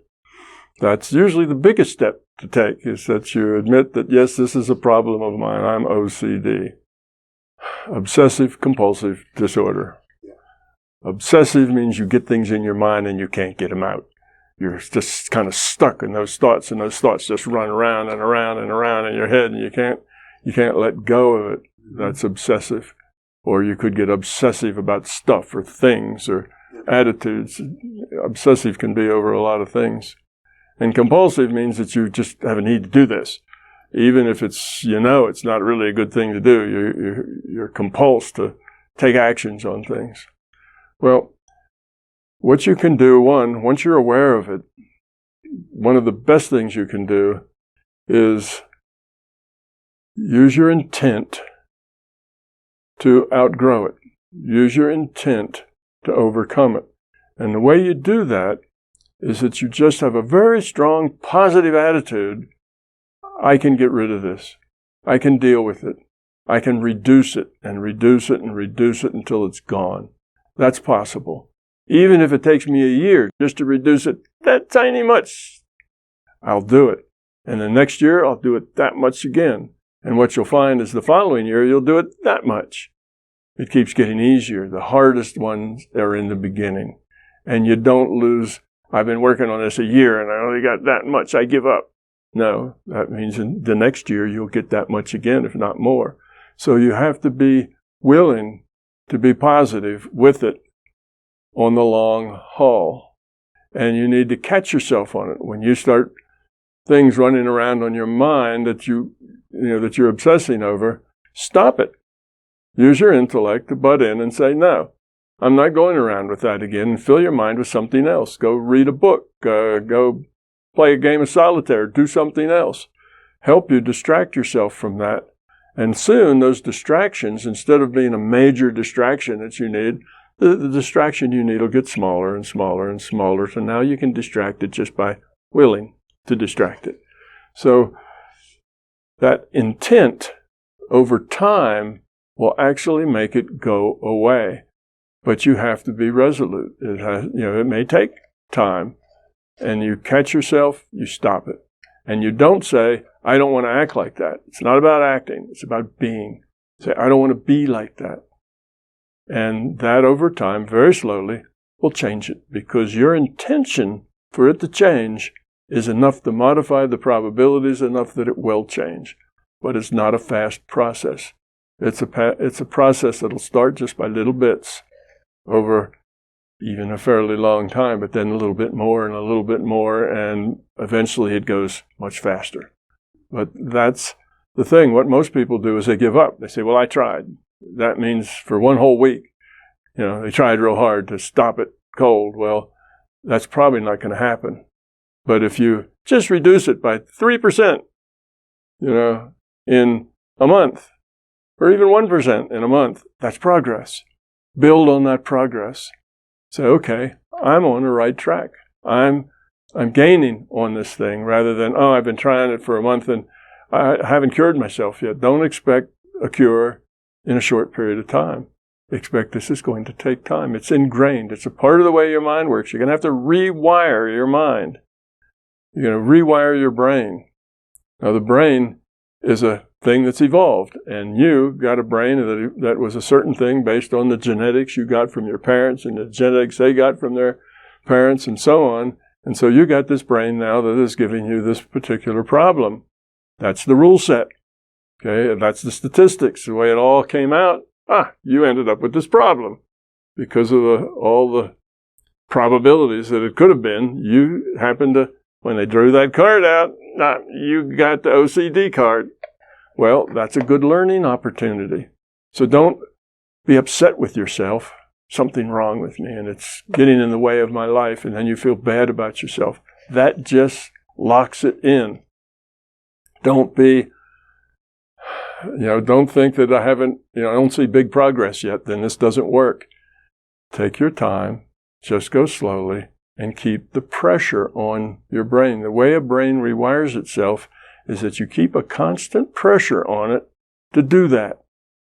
If somebody has a stroke and a piece of their brain stops working because it didn't get any blood for too long, well, that person may not be able to walk. But the way they get through that is they put them in physical therapy, and 3 or 4 times a day they get them up and they put one foot in front of the other and then the next one. And it's very hard and very impossible. And over months and months, they end up getting 98% of their walking back. But if they get bored with it, or they're overwhelmed by it, or they get lost in self-pity, they're crippled for the rest of their life. Because if you don't keep steady pressure on it, it doesn't rewire. You need to have that pressure on it. So that would be the thing to do. Put that pressure on your brain to not do the things you don't want it to do. You catch yourself, and you've been around now 10 times on the same circuit. Just catch it and say, don't want to do that. What could I do to get my mind off that? Come up with things. What could you do? Play your favorite music. Get up and dance. Do something, that distracts you from that, and then you let it go. Well, it'll be hard at first finding those things, but you'll find some, and they'll work just a little bit, and that's all you need, because then you'll work just a little bit more and just a little bit more. And as time goes by, that brain will rewire itself, and the dysfunction will be gone, and you'll be done with it. But it's not easy. Those people with strokes, they don't get their walking back the next week. They work on it. Sometimes a year they work on it. And even after they're back in their home, they still work on it, because it's a thing that's slow. It takes time, but you can do it. And you have to have that positive thing. I am going to do this. I am going to do it. And even if it's just 1% a year, I'm going to do it because in 10 years from now, I'll be getting 30% in a year. So just don't lose the bubble. Stay positive. Continue to have this intention, I'm going to beat this thing. See yourself where you don't have it anymore. Learn to catch it early, because it's usually those things are easier to stop when you catch them early. If you let it run into full-blown thing, it's a lot harder to pull back from. Get the signs of, oh, I get this little tickle here, and that's going to be one of those things coming on. Well, right away, start your countermeasures, whatever they are that work for you. And you keep working until you find countermeasures that do work for you. You find ways of knowing when it's going to start, and you stop it early before it gets full-blown. So these are some strategies you can use to fix that. Okay, now just doing it fast isn't going to happen. It's just not going to work that way. But doing it slow will always happen. And you can win that game that way. But you need to be positive long-term to work on it. And don't beat yourself up because it's not a quick fix. You're still the worthy individual. You've got a physical issue. And you can remedy it, but it takes time, and it takes the understanding of your family, too, and the people around you. You can tell them what you're doing. I'm working on this thing. So if I suddenly get up and dance, that's because that's a good distraction for me. And, let them know. You don't have to keep it a secret. People are usually willing to work with you when you're willing to work. So that would be my advice for that individual. Well, Tom, this has been a real pleasure for me. I've enjoyed all of our interviews thoroughly, both because you're very clear, you're very articulate, and even more than that, I think you're onto something. And as someone who has devoted my life to the field of parapsychology, I think that parapsychologists in particular and people engaged in the wider field of parapsychology, like practicing remote viewing or out-of-body experiences and the experiential side of things, have a lot to gain from learning about your work. So I'm very happy to be able to have you back as often as we can arrange it. Okay. Now, you said that it's really hard for you to get the idea that this is all a simulation. And I agree with that. That's a difficult step. It's a very hard paradigm shift. This is not a simple paradigm shift, that the world is round and not flat, and that we're not in the center of the universe. Those were easy. Those were easy shifts. And they seem big enough. They took hundreds of years before those shifts actually matriculated through the population. So it is a very difficult shift. But once you see it, once you kind of get it, even if it's just theoretically and you get it, you'll see that there's so many things that used to be puzzles and answers that just fall out very easily and logically. And then, like I went through the same thing. I had a hard time swallowing that pill as well. So then you see that these things that are done, you say, well, maybe it's just good at answering these things because it's a very general model and can answer a lot of things. Well, I thought that too. And eventually, years and years go by, and I finally come to the conclusion, after lots of studying, trying to find things that it didn't work with, I came to the conclusion that, no, this is the way it really is. It's not just a model, it's the model. Now, it doesn't have to have my name on it. There's lots of ways to get to this model. The Buddha got to this model. He said it was a virtual reality as well. He said it was a hallucination or an illusion. So a lot of people have gotten here, but it's a difficult sell because this virtual reality just is physical. It just feels that way. But so does it feel that way to the Sims. It's physical. To get in their house, they have to reach out and turn a doorknob, just like we do. If they fall into their swimming pool and there's no ladders, they drown, just like we might. So it's very real to them as well from their perspective. And that's because their game was programmed, and it was programmed to mimic our rule set. So they follow all the rules that we follow, but probably not quite as good because it's not that perfect a game. But this is a very perfect game. Consciousness is the computer, and consciousness The larger conscious system is this huge system that makes our little piece of it, just a tiny little microcosm of it, and this is a huge system. So it can do all of that very easily. It needed to do it to give us a place where we had meaningful choices so we could grow up better. So all of the logic fits very smoothly through it, and it answers a whole bunch of paradoxes are all answered to this very, even what is God? You know, I mean, that's one of the big questions, right? Where did God come from? Well, it kind of answers that as well. It evolved out of a piece of consciousness. Where did consciousness come from? Don't know. Can't get outside of consciousness to tell that, but that's just a logical problem we have to live with. So anyway, I agree. It is a very difficult paradigm shift to get over. And I think the only way that you really get over it is just keeping it in your mind, seeing if it doesn't answer the questions you have, and when it continually answers your questions and continually seems to produce, and it doesn't create any new questions. It's not like, well, if that's true, then people ought to be able to fly. You know, it doesn't create any new paradoxes. It just solves all the old ones without creating new ones. It doesn't have a lot of assumptions to prop it up. Just one, consciousness exists. So after a while, after 30 years or so, for me, then you finally get to the point that says, this is the way reality works. Not only that, it's got a great ethic. Caring, loving, sharing, cooperation. A wonderful ethic. Wouldn't that be nice if the world felt that that's that the way alone the world works? Is enough to make your work valuable if nothing else is correct. Yeah. But it just works. It's a better physics. It's better science. And I firmly believe that the truth is not a fragile thing. The truth will eventually float to the top sooner or later, even if it's damned and tossed out and thrown away many times. The truth is the truth, and it'll eventually rise to the top and dominate. And I think this will too. I think one day, and I don't think it's that far away. I think a couple of months. We already got a large part of the physics community saying that reality is information-based. Well, what else could that mean?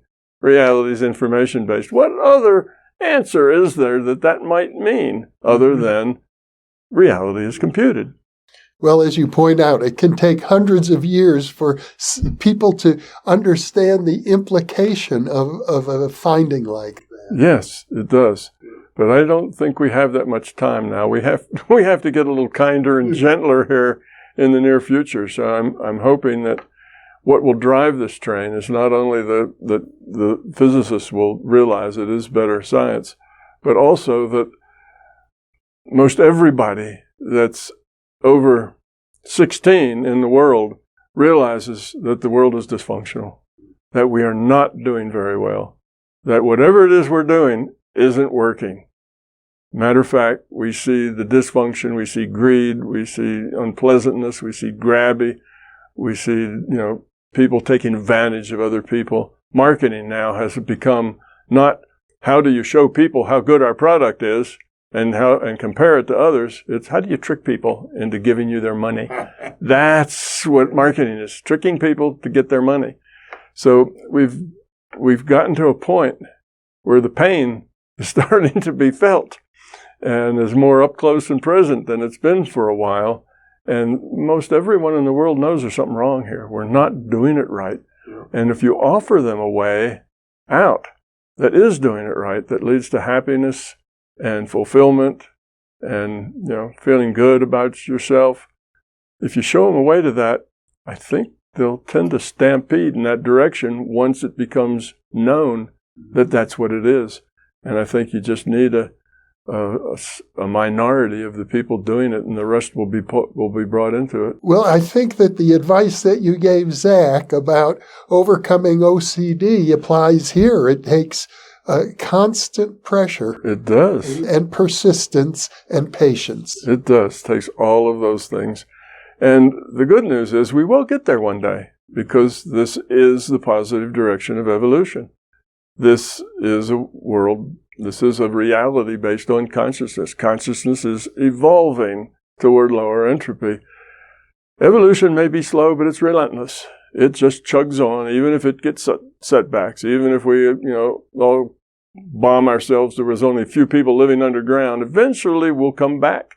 And when we do, we'll be a little smarter, and we'll try not to make the same mistakes. But if we do, we'll come back. And it eventually will get there. We will make it. So knowing that we will make it is good. But how long does it take? That's the issue. Are we going to do this in a millennia or 2 millennia? Or are we going to do it in 2 or 3 decades? I'd like to do it in 2 or 3 decades. That would be the much better solution. And I think we might be able to do that. It's possible. We just have to have the will. Enough people have to see the results plain that this works. When you start living your life that way, when you start, walking that talk, that you do become a low entropy person, that you are happy, that you do smile a lot, that life does tend to just give you presents all the time. Things just work out for you.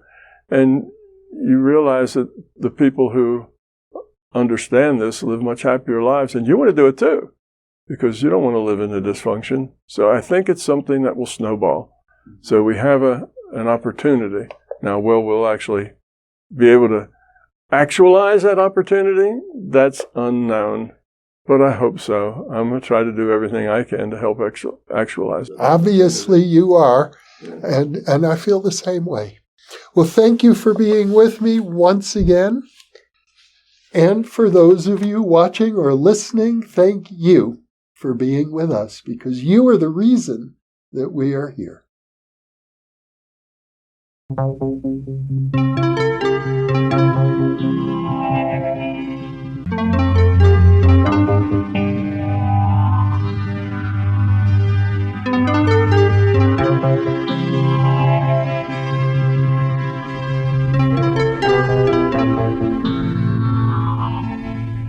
Book 4 in the new Thinking Aloud dialogue series is Charles T. Tart, 70 Years of Exploring Consciousness and Parapsychology, now available on Amazon. New Thinking Aloud is presented by the California Institute for Human Science, a fully accredited university offering distant learning graduate degrees that focus on mind, body, and spirit. The topics that we cover here. We are particularly excited to announce new degrees emphasizing parapsychology and the paranormal. Visit their website at cihs.edu. You can now download all 8 copies of the New Thinking Aloud magazine for free, or order beautiful printed copies. Go to newthinkingaloud.org.